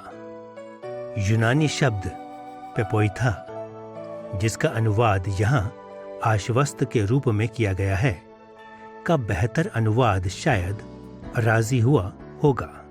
पौलुस अपनी आजादी के प्रति आशान्वित था, परंतु वह इसके बारे में निश्चित नहीं था। सारांश में पौलुस जानता था कि सहानुभूतिपूर्ण मनुष्य फिलिप्पी की कलीसिया के लिए बहुत ही महत्वपूर्ण होंगे, क्योंकि वह कठिनाइयों के बोझ तले संघर्ष कर रही थी। इसलिए उसने ऐसा कार्यक्रम निर्धारित किया जो उन्हें नियमित रूप से दक्ष एवं प्रेम पूर्ण सेवक प्रदान करेगा। उपदेशों के अगले भाग में, जो फिलिप्पियों अध्याय 3 पद 1 से 16 में पाया जाता है, पौलुस ने अपनी विचारधारा और व्यवहार दोनों के विषय में स्वयं को विश्वास में दृढ़ता के सकारात्मक उदाहरण के रूप में प्रस्तुत किया। विशेषकर पौलुस ने स्पष्ट किया कि जब उसने मसीह में विश्वास किया था तो उसने परमेश्वर के अनुग्रह और आशीष को प्राप्त करने के लिए सांसारिक स्तरों पर निर्भर रहना बंद कर दिया था और पूरी तरह से मसीह पर निर्भर रहना शुरू कर दिया था। परंतु यह इसलिए नहीं था कि वह सांसारिक स्तरों से सामंजस्य बिठाने में असफल हो गया था। इसके विपरीत सांसारिक स्तरों के द्वारा पौलुस परमेश्वर के सबसे प्रिय लोगों में होना चाहिए था। फिलिप्पियों अध्याय 3 पद 4 से 6 में उसकी विशेषताओं के वर्णन को सुने। यदि किसी और को शरीर पर भरोसा रखने का विचार हो तो मैं उससे भी बढ़कर रख सकता हूं। 8वें दिन मेरा खतना हुआ। इस्राएल के वंश और बिन्यामीन के गोत्र का हूं। इब्रानियों का इब्रानी हूं। व्यवस्था के विषय में यदि कहो तो फरीसी हूं।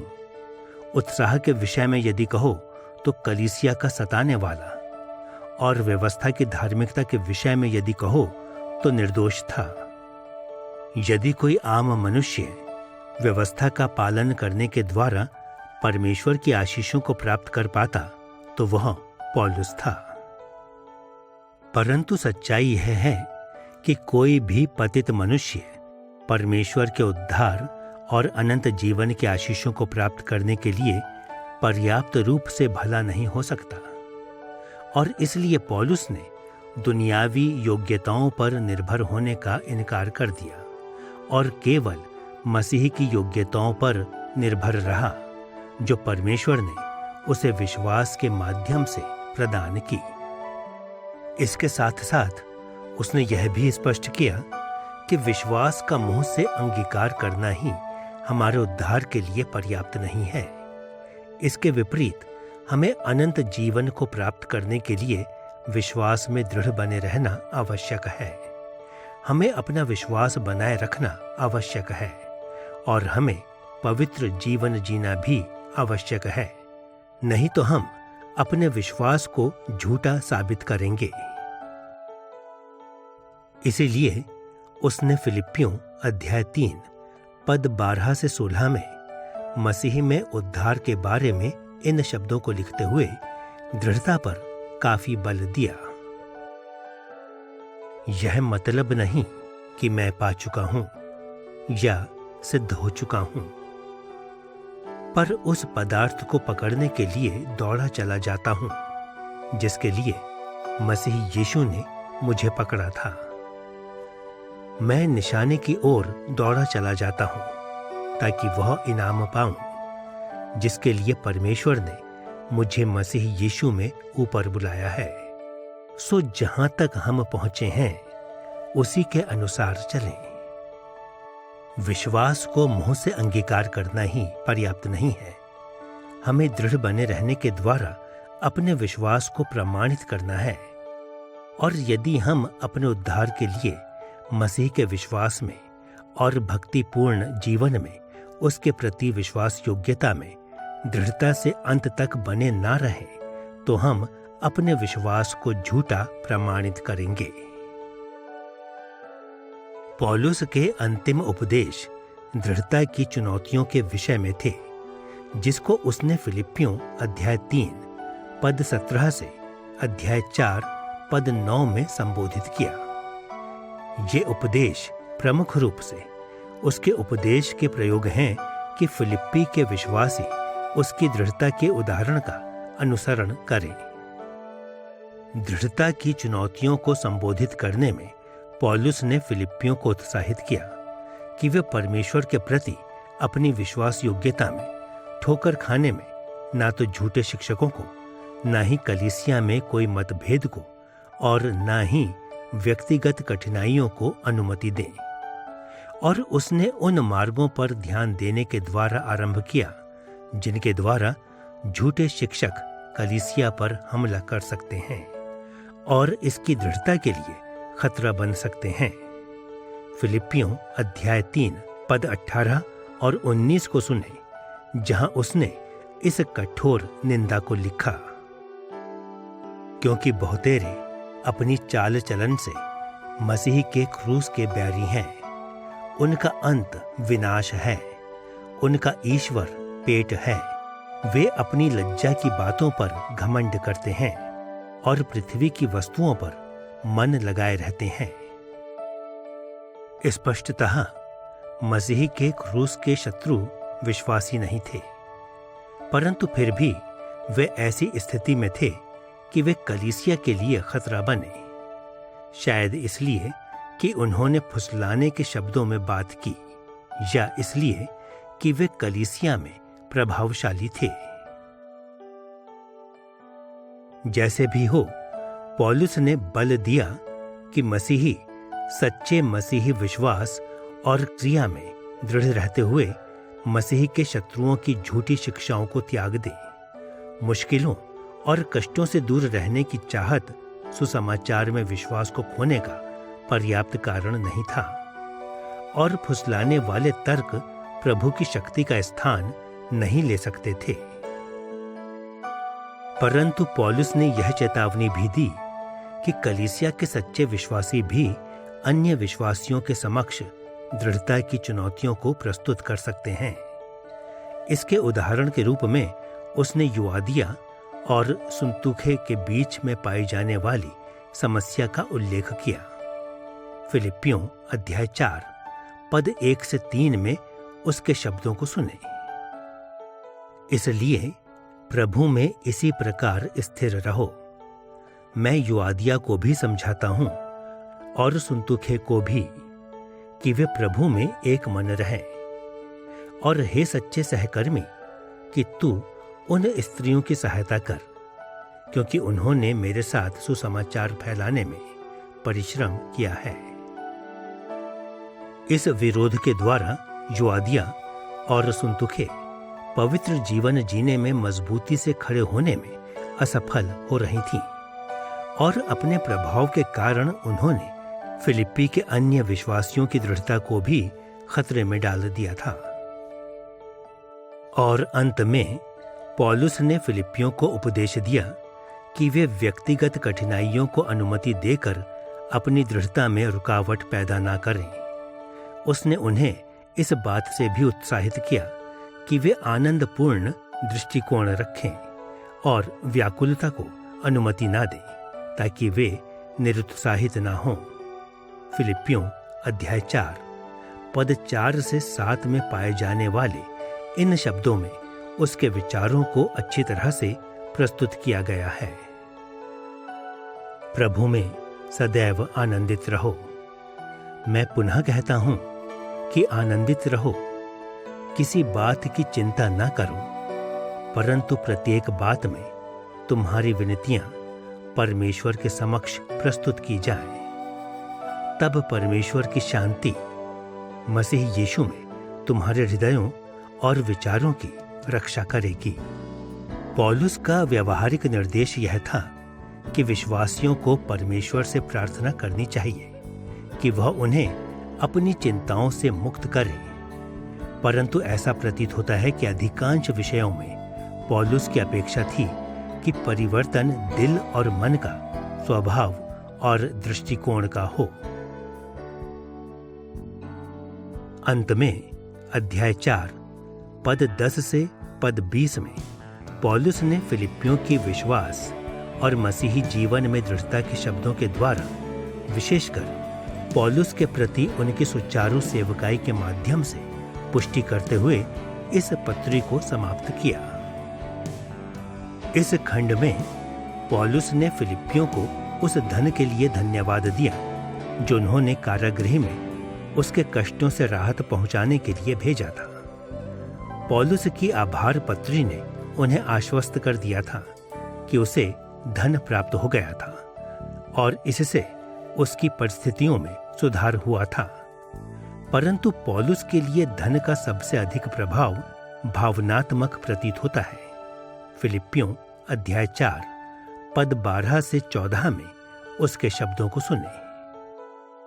मैंने हर बात में और प्रत्येक परिस्थिति में, चाहे तृप्त होने या भूखा रहने, चाहे प्रचुरता में या अभाव में, संतुष्ट रहने का रहस्य सीख लिया है।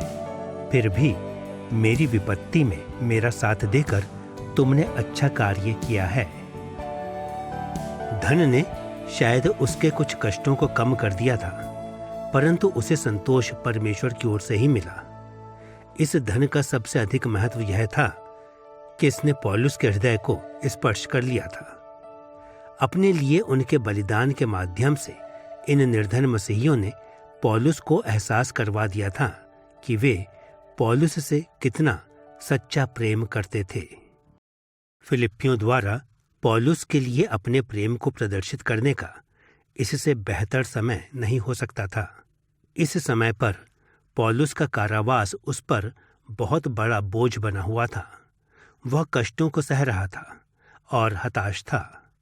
कल्पना कीजिए कि इस बात को स्मरण करना कितना सुखद रहा होगा कि बहुत से लोग उससे प्रेम करते थे, उसके कष्टों में सहभागी होना चाहते थे।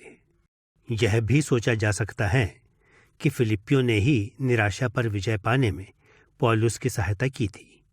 क्या यह उनकी परवाह थी जिसने पौलुस को पुनर्स्थापित कर दिया था? क्या यह उनका प्यार था जिसने उसकी भयानक परिस्थितियों के मध्य आनंदित होने के उसके निर्णय को प्रेरित किया था? क्या यह उनकी मित्रता थी जिसने पौलुस को स्मरण करवाया कि ना तो उसे भूला गया था और ना ही वह अकेला था? एक बात तो निश्चित है, पौलुस ने अपने पूरे दिल से फिलिप्पियों से प्रेम किया था, अतः उनके उपहार ने उसे उत्साहित किया। अंत में यह पत्री फिलिप्पियों अध्याय 4 पद 21 से 23 में पौलुस के अंतिम अभिनंदनों के साथ समाप्त होती है। यह खंड काफी स्तरीय है, यद्यपि इन अंतिम अभिनंदनों का पहलू विशेष टिप्पणी प्रदान किए जाने के योग्य है। विशेषकर फिलिप्पियों अध्याय 4 पद 22 में पौलुस ने उन संतों की ओर से अभिनंदनों को भेजा जो कैसर के घराने से थे। प्राचीन जगत में कैसर के घराने में उसके परिवार के सदस्य और नौकर शामिल होते थे, चाहे वे उसके साथ महल में रहते हों या नहीं, और उसके नौकर मजदूरों तक ही सीमित नहीं थे।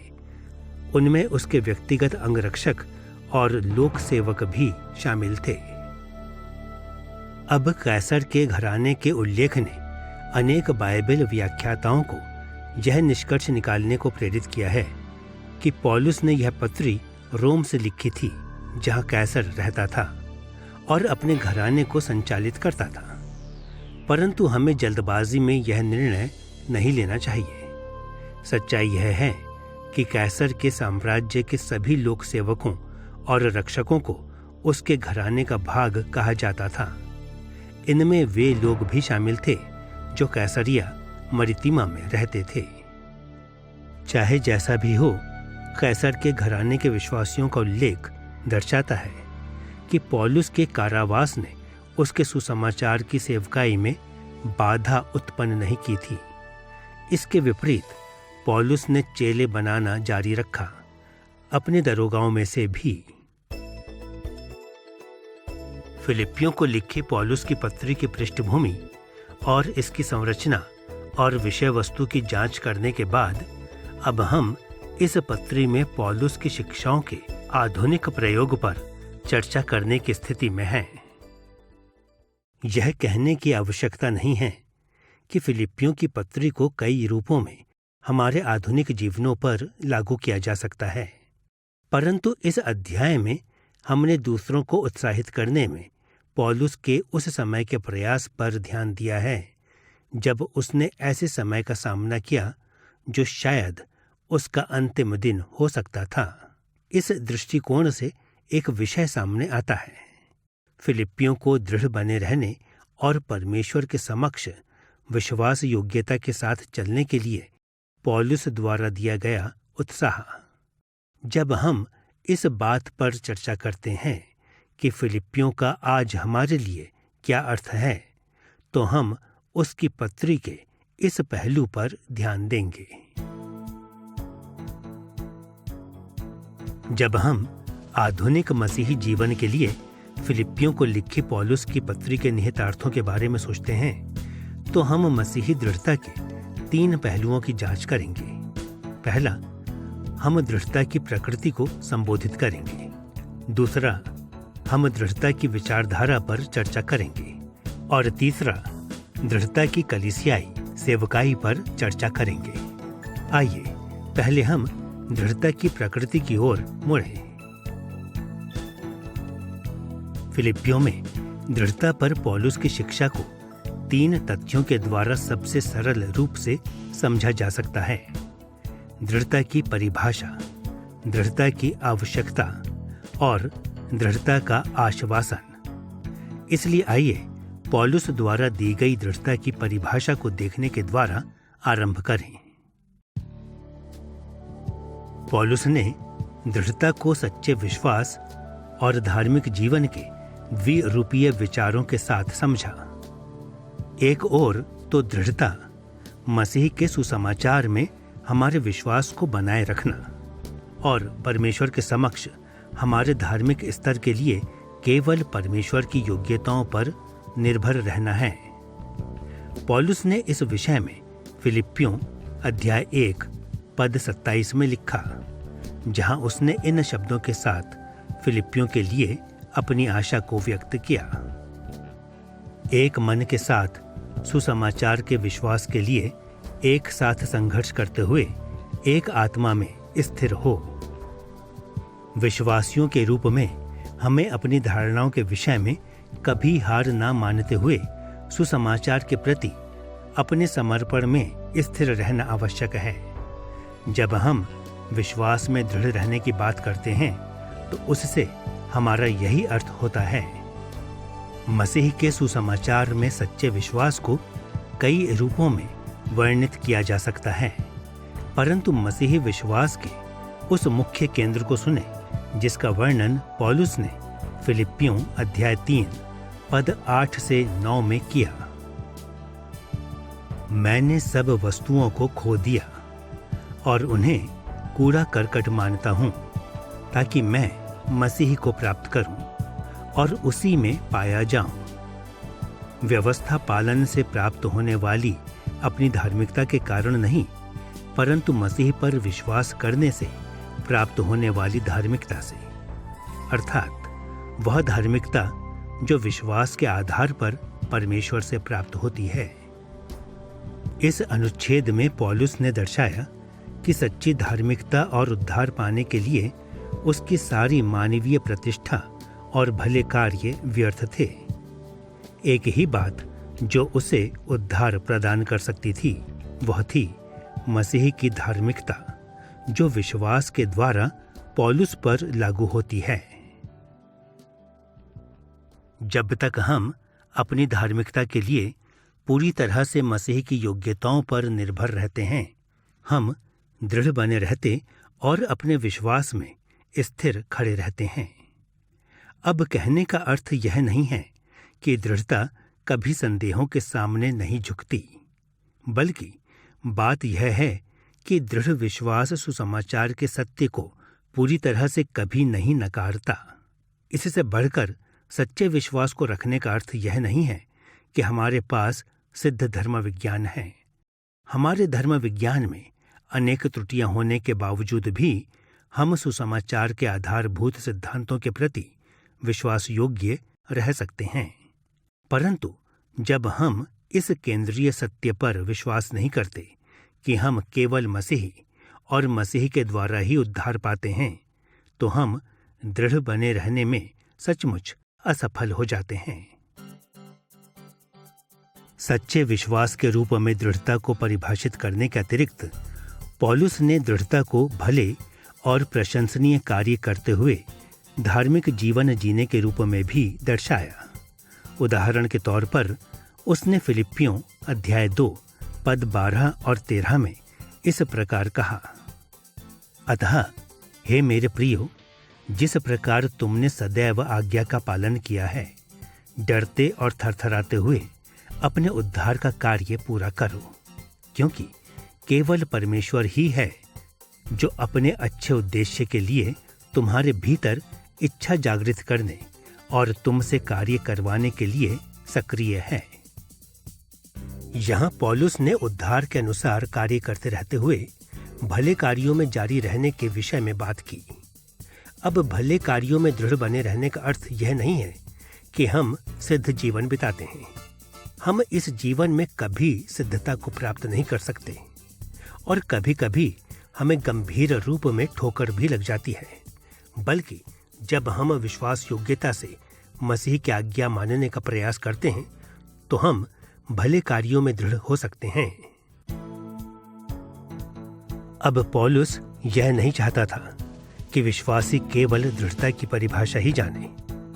वह यह भी चाहता था कि हम उद्धार को प्राप्त करने के लिए विश्वास और जीवन में दृढ़ता की आवश्यकता को समझ लें, ताकि हम दृढ़ता के लिए वास्तव में प्रेरित हो जाएं। फिलिप्पियों अध्याय 3 पद 8 से 11 में पौलुस के शब्दों को सुने। मैंने सब वस्तुओं को खो दिया और उन्हें कूड़ा करकट मानता हूं, ताकि मैं मसीह को प्राप्त करूं और उसी में पाया जाऊं। व्यवस्था पालन से प्राप्त होने वाली अपनी धार्मिकता के कारण नहीं, परंतु मसीह पर विश्वास करने से प्राप्त होने वाली धार्मिकता से, कि मैं भी किसी तरह मृतकों में से पुनरुत्थान प्राप्त करूं। सरल भाषा में कहें तो पौलुस ने सिखाया था कि यदि हम सच्चे विश्वास को बनाए रखने में असफल हो जाते हैं तो हम मसीह में नहीं पाए जाएंगे, जिससे हम अनंत महिमा के जीवन के लिए पुनः जी भी नहीं उठेंगे। दूसरे शब्दों में, हमारे संपूर्ण उद्धार के लिए विश्वास में दृढ़ता आवश्यक है। इसी प्रकार फिलिप्पियों अध्याय 2 पद 14 से 16 में उसने धार्मिक जीवन के विषय में यह उपदेश दिया। सब कार्य बिना कुड़कुड़ाए और बिना किसी विवाद के किया करो, ताकि तुम निर्दोष और निर्मल बनो और इस कुटिल और भ्रष्ट लोगों में परमेश्वर की निष्कलंक संतान बनकर संसार के मध्य सितारों के समान चमको, ताकि मसीह के दिन मैं इस बात पर गर्व कर सकूं कि मेरी दौड़ धूप और मेरा परिश्रम व्यर्थ नहीं गया। शिकायत और वाद विवाद से दूर रहने अर्थात धार्मिक रूप से जीवन जीने के द्वारा फिलिप्पी के विश्वासी निष्कलंक और शुद्ध बन सकते थे, और जिससे पौलुस को अपनी सेवकाई पर गर्व करने का कारण मिल सकता था। परंतु यदि वे दृढ़ रहने में असफल हो जाते तो वे इस बात को दर्शाते कि वे परमेश्वर की संतान नहीं थे और उन्होंने सच्चाई से मसीह पर विश्वास नहीं किया था, और कि वे अंतिम दिन को बचाए नहीं जाएंगे। और यह हम पर भी लागू होता है। यदि हम धार्मिक जीवन में दृढ़ नहीं बने रहते हैं तो हम स्वयं को अविश्वासी सिद्ध करते हैं, और जिससे हम उद्धार प्राप्त नहीं करेंगे। हम में से अनेकों के लिए दृढ़ता की परिभाषा और आवश्यकता पर पौलुस की शिक्षा भयभीत कर देने वाली या कठोर प्रतीत हो सकती है, परंतु पौलुस की धर्म शिक्षा का तीसरा पहलू भी है जो काफी उत्साहवर्धक है, अर्थात दृढ़ता का आश्वासन। और आश्वासन के प्रकाश में दृढ़ता पर पौलुस की शिक्षा विश्वासियों के लिए खतरा नहीं बल्कि राहत है। पौलुस ने फिलिप्पियों को आश्वस्त किया था कि प्रत्येक सच्चा विश्वासी निश्चित रूप से विश्वास और धार्मिक जीवन में दृढ़ बना रहेगा, जिससे हमारा उद्धार निश्चित हो जाता है। यह आज भी सत्य है कि बहुत से लोग झूठ मूठ का विश्वास रखते हैं और वास्तव में दृढ़ बने रहने में असफल हो जाते हैं, परंतु ये वे लोग हैं जिनमें उद्धार प्रदान करने वाला विश्वास कभी था ही नहीं। दूसरी ओर वे जिनका विश्वास सच्चा होता है पवित्र आत्मा को प्राप्त करते हैं, जो उनके अंदर दृढ़ता को निश्चित करने के लिए कार्य करता है। फिलिप्पियों अध्याय 1 पद 6 में पौलुस के शब्दों को सुने। मुझे पूर्ण निश्चय है कि जिसने तुम में अच्छा कार्य आरंभ किया है वह उसे मसीह यीशु के दिन तक पूरा भी करेगा। पौलुस इस बात से आश्वस्त था कि यदि परमेश्वर ने फिलिप्पियों को उद्धार देना आरंभ कर दिया है तो वह फिलिप्पियों को उद्धार देने का कार्य पूर्ण भी करेगा। वह उनमें से किसी को भी नाश नहीं होने देगा, बल्कि मसीह यीशु के दिन तक सभी सच्चे विश्वासियों को दृढ़ बने रहने के लिए प्रेरित करेगा। और पौलुस का भरोसा हमारा भरोसा भी होना चाहिए। यदि हम सचमुच विश्वास करते हैं तो ऐसा नहीं हो सकता कि हम विश्वास या अनुग्रह से गिर जाएं। पौलुस ने फिलिप्पियों अध्याय 2 पद 13 में इस विचार की पुष्टि की जहां उसने उत्साह के ये शब्द लिखे, डरते और थरथराते हुए अपने उद्धार का कार्य पूरा करो, क्योंकि केवल परमेश्वर ही है जो अपने अच्छे उद्देश्य के लिए तुम्हारे भीतर इच्छा जागृत करने और तुमसे कार्य करवाने के लिए सक्रिय है। जो भय हमारे अंदर होना चाहिए वह यह खौफ नहीं है कि हम अंत में अनुग्रह से गिर जाएंगे, बल्कि सर्वशक्तिमान परमेश्वर के इस अनुभव का द्रवित कर देने वाला भय कि वह इस बात को निश्चित करने के लिए हम में से प्रत्येक के भीतर कार्य कर रहा है कि हम वही सोचें और करें जो वह चाहता है। वह अच्छे उद्देश्य के लिए हमारे हृदयों और मनों को नियंत्रित करता है, जिसमें हमारी दृढ़ता भी शामिल होती है, ताकि हम अंत तक स्थिर खड़े रहने में किसी भी तरह से असफल न हो जाएं। अब जब हमने दृढ़ता की प्रकृति की जांच कर ली है, तो अब हम इस स्थिति में हैं कि दृढ़ता की उस विचारधारा पर चर्चा करने के लिए तैयार हैं जो विश्वासियों को अपनानी चाहिए। हमारी चर्चा में हम अपनी विचारधारा के 3 पहलुओं पर चर्चा करेंगे, जिन पर पौलुस ने फिलिप्पियों को लिखी पत्री पर बल दिया: नम्रता, आशावाद और आनंद। आइए पहले पौलुस के इस विचार पर बल दें कि हमारी विचारधारा नम्रता पर आधारित होनी चाहिए। प्रभु यीशु मसीह के आधिकारिक प्रेरित होने के रूप में पौलुस के पास घमंडी होने के बहुत से अवसर थे। परमेश्वर ने पौलुस को अगवा बनने के लिए प्रशिक्षित किया था। सबसे बढ़कर उसने पौलुस को गैर यहूदियों के बीच सुसमाचार का प्रचार करने के लिए चुना था, और उसने पौलुस के द्वारा कई चमत्कार भी किए थे। संसार भर की कई कलीसियाओं में पौलुस को एक नायक के रूप में सम्मान दिया जाता था। इसलिए जब वह कारागृह में कष्ट सह रहा था, तो वह इस बात को सोचने को ललायित हो सकता था, सब लोगों में से परमेश्वर ने मेरे साथ ही ऐसा होने की अनुमति क्यों दी है? मैं उसके प्रति विश्वास योग्य रहा हूं, पर फिर भी वह मुझे आशीष नहीं देता। मैं इससे बेहतर प्राप्त करने के योग्य हूं। परंतु परमेश्वर की भलाई को चुनौती देना मूर्खतापूर्ण और गलत है।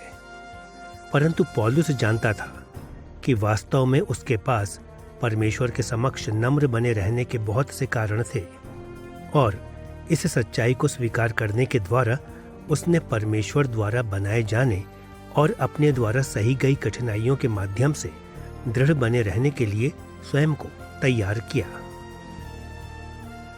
इस विषय में पौलुस ने अपनी विचारधारा को यीशु की विचारधारा के समान बना दिया, जिसने अपने और हमारे लिए परमेश्वर की आशीष को प्राप्त करने के लिए स्वयं को अपनी इच्छा से नम्र कर दिया। वास्तव में यह नम्र बनने के उपदेशों के समर्थन में ही था कि पौलुस ने प्रसिद्ध मसीही भजन को शामिल किया, जो फिलिप्पियों अध्याय 2 पद 6 से 11 में पाया जाता है। कुछ विद्वानों ने सुझाव दिया है कि ये पद एक भजन की रचना करते हैं जो पौलुस द्वारा फिलिप्पियों की पत्री के लिखे जाने से पूर्व भी कलीसिया में पाया जाता था। अन्य संदेह करते हैं कि पौलुस ने ये पद इसी अवसर के लिए लिखे थे, परंतु उनका स्रोत चाहे जो भी हो, इन पदों का अर्थ स्पष्ट है। यीशु नम्र या दीन है और हमें उसी के समान बनना है। यह अनुच्छेद मसीह को इतिहास के 3 चरणों के दौरान दर्शाता है: देह धारण से पूर्व की अवस्था, उसकी नम्रता और महिमा में उसका उत्थान। पहला, पौलुस ने देह धारण से पूर्व मसीह की स्थिति के बारे में बात की। उस समय मसीह पुत्र परमेश्वर के रूप में अस्तित्व में था और पिता एवं पवित्र आत्मा के साथ सिद्ध संयोजन में रहता था और सामर्थ्य एवं महिमा में उनके समान था। पौलुस ने फिलिप्पियों अध्याय 2 पद 6 में मसीह के देह धारण से पूर्व की अवस्था का वर्णन किया है, जहां उसने ये शब्द लिखे। मसीह ने परमेश्वर के स्वरूप में होते हुए भी परमेश्वर की समानता पर अपना अधिकार बनाए रखना उपयुक्त ना समझा। यह पद हमें मसीह के बारे में कम से कम 2 बातें बताता है। पहली, मनुष्य बनने से पहले मसीह महिमावान था, या जैसा कि पौलुस लिखता है, मसीह में परमेश्वर का स्वभाव था। पौलुस द्वारा प्रयोग किया गया यूनानी शब्द मोर्फे है, जो सामान्यतः किसी के बाहरी आकार को दर्शाता है। अब निसंदेह पौलुस का अर्थ केवल यह नहीं था कि मसीह परमेश्वर के समान दिखता था, बल्कि यह कि उसकी बाहरी दिखावट इस अंतर्निहित वास्तविकता को प्रकट करती थी कि मसीह वास्तव में परमेश्वर था। दूसरी, पौलुस ने दर्शाया कि मसीह नम्र था। अपनी नम्रता को दर्शाने से पूर्व ही पहले से अस्तित्व में रहने वाले पुत्र ने एक अतिरिक्त स्वभाव या रूप, अर्थात हमारे मनुष्यत्व के रूप को लेने में अपनी इच्छा के द्वारा इसे प्रकट किया। विशेषकर पौलुस ने लिखा कि मसीह ने परमेश्वर की समानता पर अपना अधिकार बनाए रखना उपयुक्त ना समझा। यहाँ पौलुस ने ईसोस शब्द का प्रयोग परमेश्वर के साथ मसीह की समकक्षता या समानता को दर्शाने के लिए किया। उसका अर्थ था कि मसीह का रूप या बाहरी महिमा वही महिमा थी जो पिता परमेश्वर के द्वारा प्रदर्शित की जाती थी, परंतु मसीह पिता को प्रसन्न करने के लिए और हमारे उद्धार को मोल लेने के लिए अपनी अधिकार पूर्ण स्वर्गीय दशा की महिमा को त्याग देने के लिए तैयार था। अगला, पौलुस ने मरियम के गर्भ में मसीह के गर्भधारण से लेकर क्रूस पर उसकी मृत्यु तक उसकी नम्रता या दीनता का वर्णन किया, जो उसके पृथ्वी पर बिताए गए जीवन का समय था। फिलिपियों अध्याय 2 पद 7 से 8 में मसीह की नम्रता के विषय में पौलुस के शब्दों को सुने। मसीह ने स्वयं को रिक्त कर दिया और एक दास का स्वरूप ग्रहण करके मनुष्य की समानता में हो गया, और जब वह मनुष्य के रूप में प्रकट हुआ तो उसने स्वयं को नम्र किया और मृत्यु तक आज्ञाकारी रहा, यहाँ तक कि क्रूस की मृत्यु तक। देह धारण से पूर्व मसीह के विषय में पौलुस के शब्दों को दर्शाते हुए ये पद नम्रता की उसकी अवस्था के दौरान मसीह के विषय में कम से कम 2 बातें बताते हैं। पहली, मसीह की नम्रता लज्जास्पद थी, अर्थात परमेश्वर के पुत्र ने मनुष्य के स्वभाव या रूप को ग्रहण करने के लिए अपनी स्वर्गीय महिमा को अलग रख दिया। फिर पौलुस ने यूनानी शब्द मोर्फे का इस्तेमाल यह दर्शाने के लिए किया कि मसीह ने अपने बाहरी रूप को बदल दिया, जिससे उसने स्वर्गीय महिमा को प्रदर्शित नहीं किया, बल्कि मनुष्य के बाहरी रूप को प्रदर्शित किया। अब जिस प्रकार मसीह के स्वर्गीय रूप ने दर्शाया था कि वह सच्चे एवं पूर्ण रूप से दैवीय था, तो उसके मानवीय रूप ने दर्शाया कि वह सच्चे एवं पूर्ण रूप से मानव था। परंतु यह अनुभव करना भी महत्वपूर्ण है कि मनुष्य बनने में मसीह ने अपने किसी भी स्वर्गीय चरित्र को नहीं त्यागा, बल्कि उसने अपने पूर्ण दैवीय स्वभाव में पूर्ण मानवीय स्वभाव जोड़ दिया। इसीलिए उसे सही रूप में पूर्ण मानवीय और पूर्ण दैवीय कहा जाता है।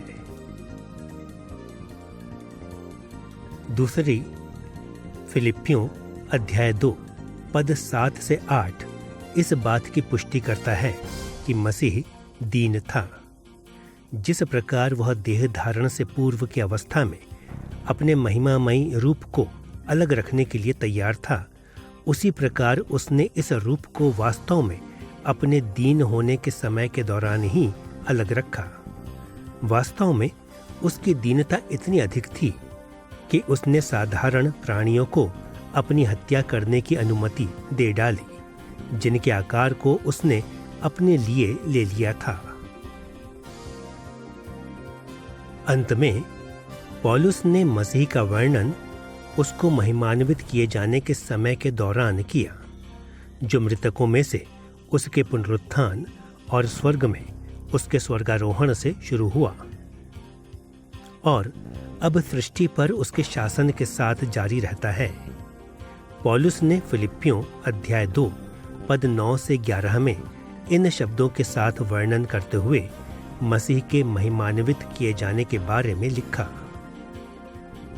परमेश्वर ने भी उसे ऊंचा किया और उसको वह नाम प्रदान किया जो सब नामों में श्रेष्ठ है, ताकि स्वर्ग में, पृथ्वी पर और पृथ्वी के नीचे यीशु के नाम में प्रत्येक घुटना झुक जाए और पिता परमेश्वर की महिमा के लिए प्रत्येक जीभ मान ले कि यीशु मसीह ही प्रभु है। पुनः पौलुस ने इस चरण के दौरान मसीह के विषय में कम से कम 2 महत्वपूर्ण बातों को दर्शाया। पहली, मसीह ने ब्रह्मांड के शासक के रूप में महिमान्वित किए जाने के रूप में अपने महिमामय रूप को पुनः प्राप्त किया, जिसके समक्ष हर प्राणी ने समर्पण और आराधना के साथ दंडवत किया। दूसरी, मसीह सार्वभौमिक सर्वोच्चता की उच्च महिमान्वित अवस्था में भी दीन बना रहा। आखिरकार सृष्टि पर उसके शासन का उद्देश्य भी उसकी स्वयं की महिमा नहीं, परंतु पिता को महिमा देना था।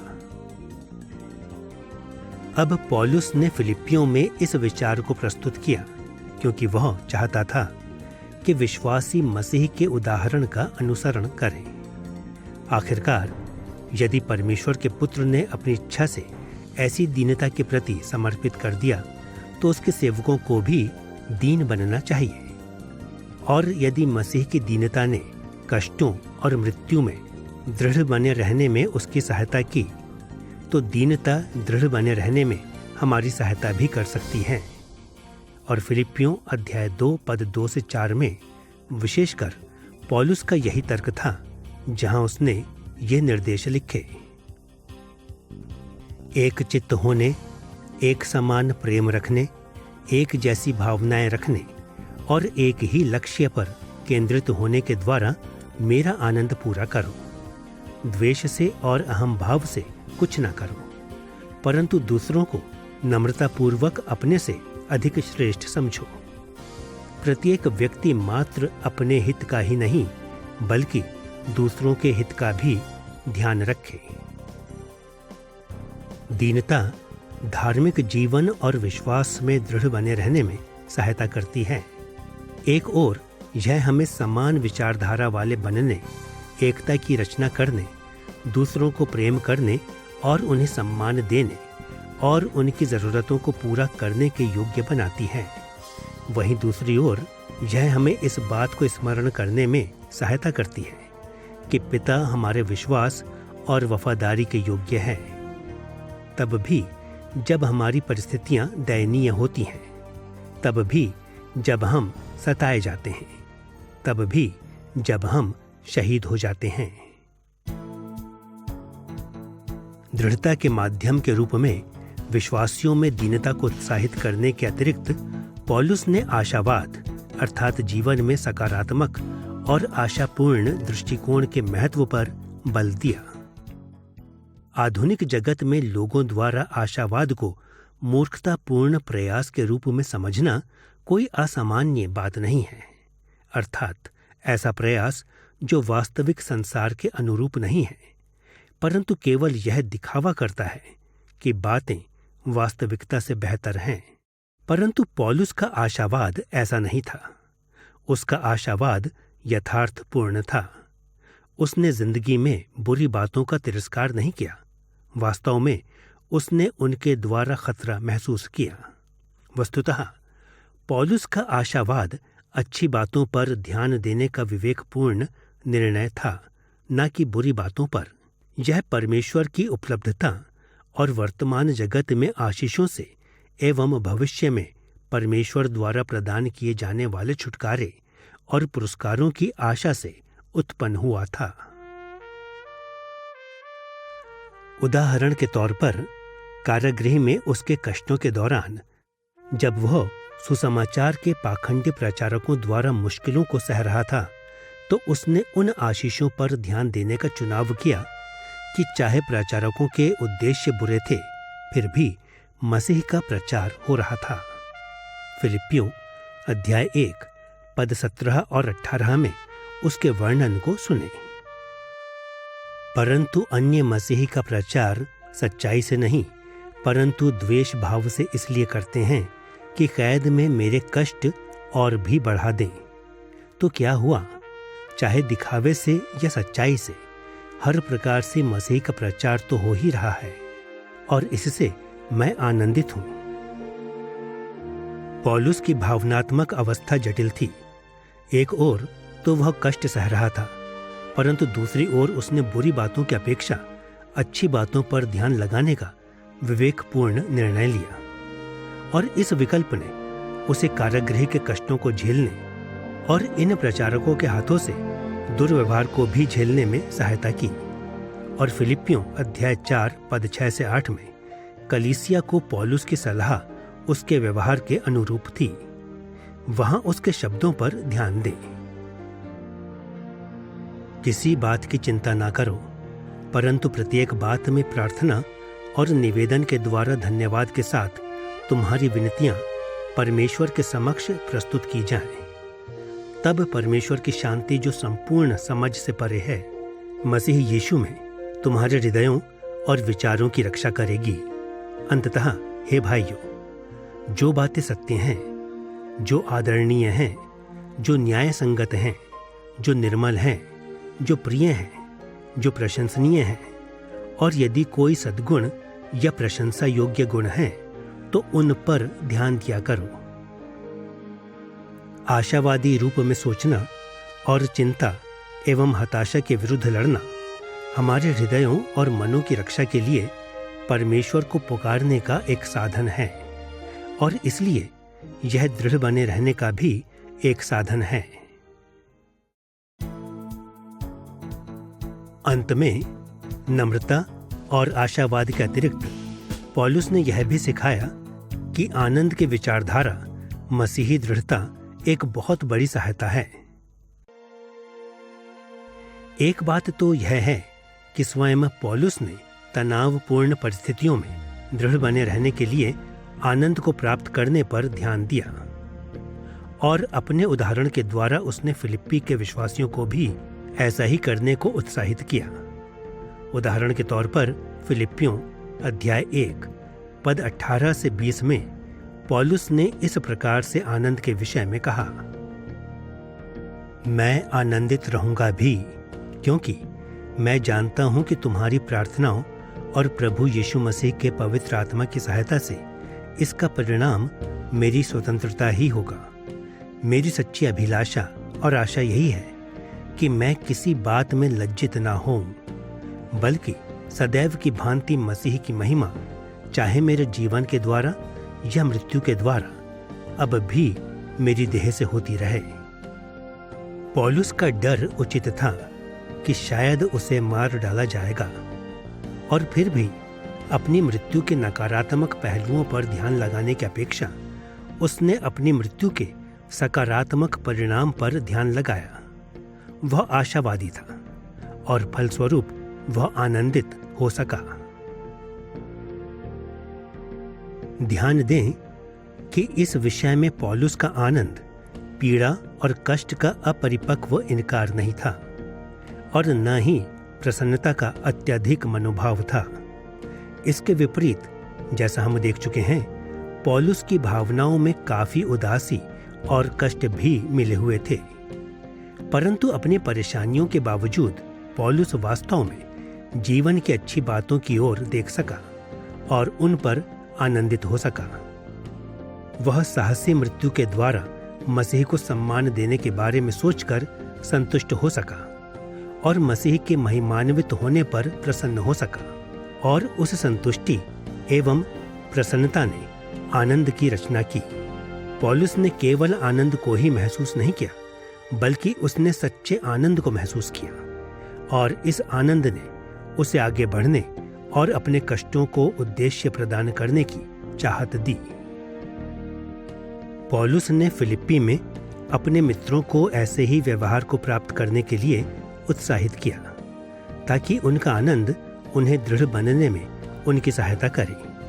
फिलिप्पियों अध्याय 4 पद 4 से 6 में उन्हें दी गई उसकी सलाह को सुने।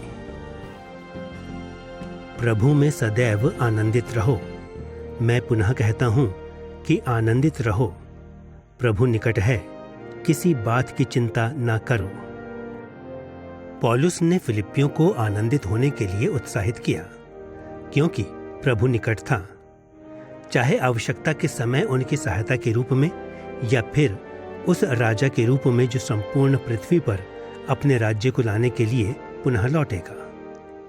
कैसा भी विषय हो, आनंद फिलिप्पियों को चिंता को दूर करने के लिए प्रेरित करेगा और योग्य बनाएगा, और इसलिए यह प्रभु के आगमन तक दृढ़ बने रहने में उनकी सहायता करेगा।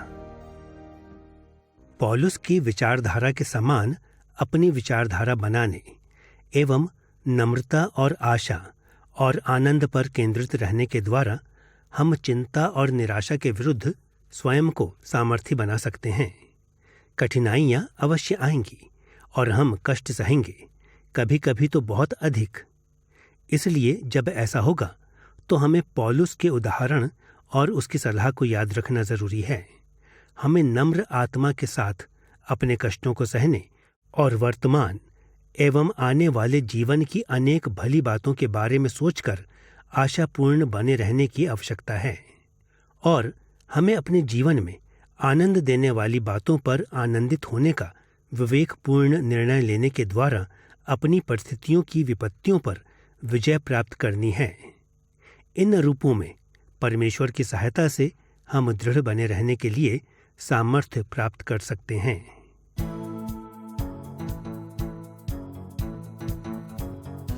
अब जब हमने दृढ़ता की प्रकृति और विचारधारा की जांच कर ली है, तो हम अपने तीसरे शीर्षक की ओर मुड़ने के लिए तैयार हैं।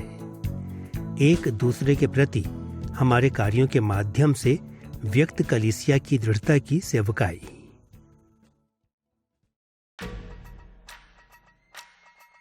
पौलुस ने पहचान लिया था कि उसके प्रति फिलिप्पियों की सेवकाई ने उसकी अपनी सेवकाई के कई चरणों में दृढ़ बने रहने में उसकी सहायता की थी। उसके वर्तमान कारावास में भी कई बार उन्होंने आर्थिक और भावनात्मक रूप में उसकी सहायता की थी, और उन्होंने कारागृह में उसकी सेवा करने के लिए एपफ्रोदितुस को भी भेजा था। हम पौलुस के प्रति उनकी सेवकाई को आर्थिक सहायता, उत्साहवर्धन और भौतिक उपस्थिति के रूप में सारगर्भित कर सकते हैं।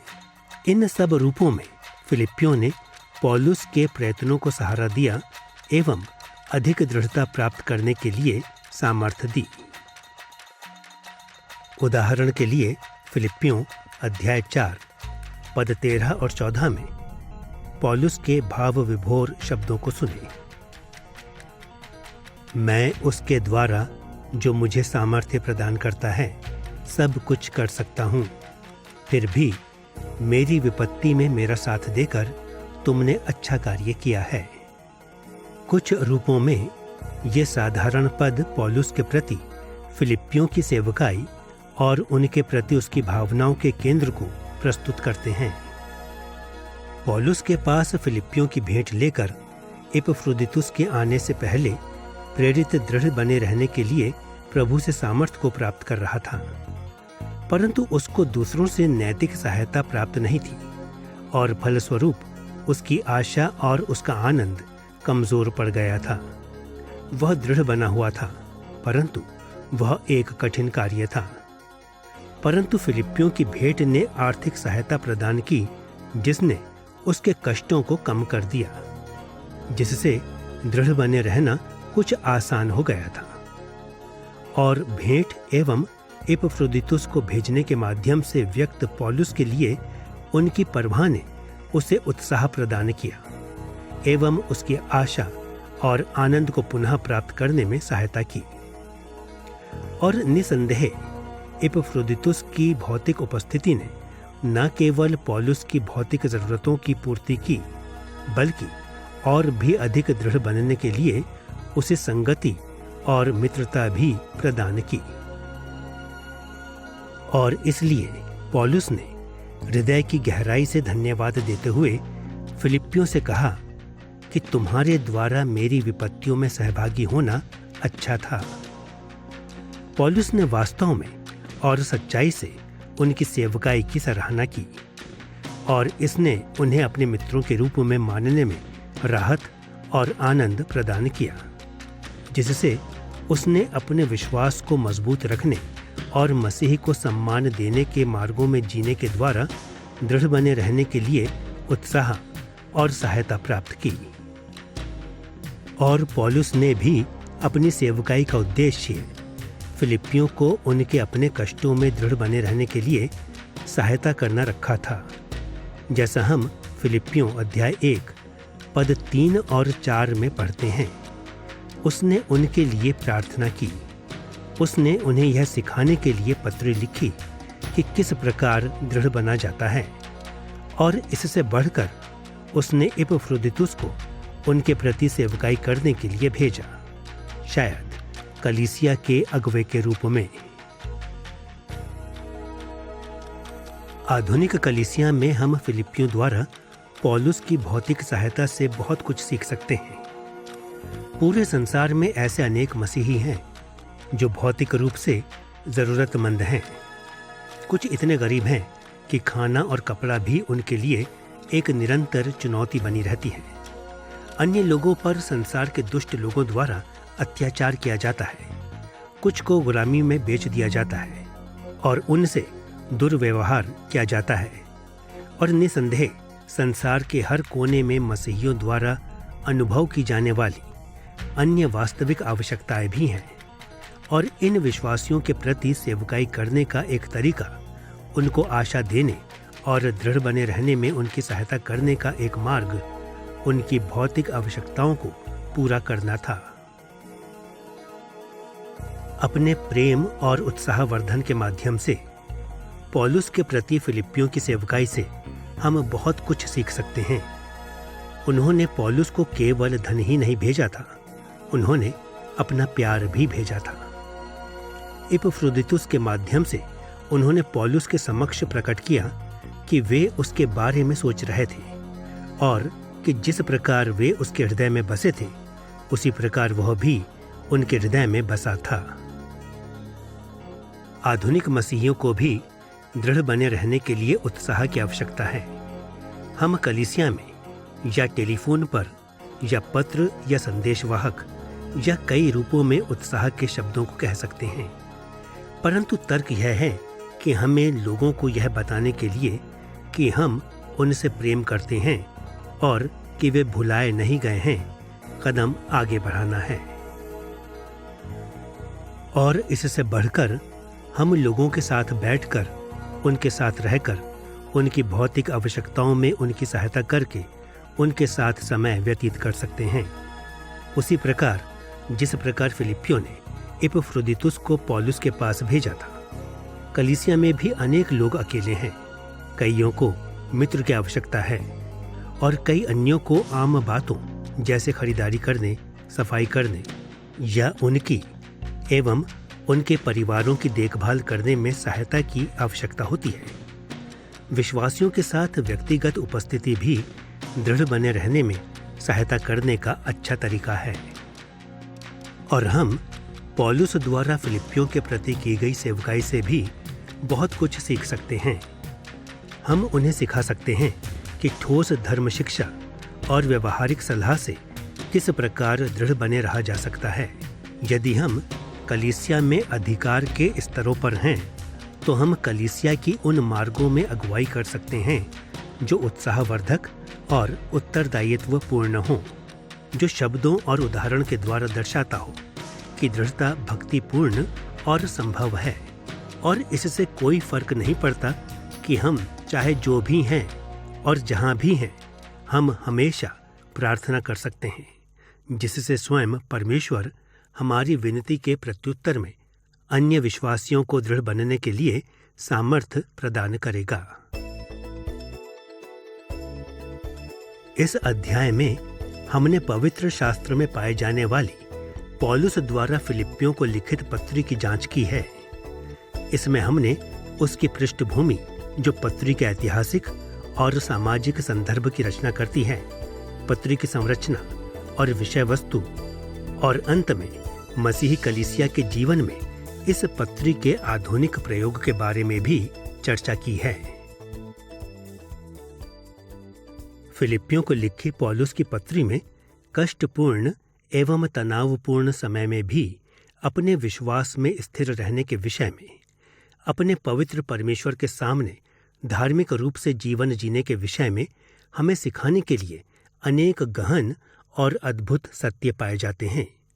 जब हम स्वयं को पौलुस की शिक्षाओं के प्रति समर्पित करते हैं, तो हम महसूस करेंगे कि दृढ़ता कितनी महत्वपूर्ण है, और हम इस विस्मयकारी कार्य के प्रति समर्पित होने के लिए अति उत्साहित होंगे। और सबसे महत्वपूर्ण बात यह है कि जब हम पौलुस की सलाह का अनुसरण करने के द्वारा हमारी अपनी दृढ़ता में सफल होते हैं और दृढ़ बने रहने में दूसरों की भी सहायता करते हैं, तो हम अपने महिमामय प्रभु यीशु मसीह को महिमा और सम्मान प्रदान करेंगे।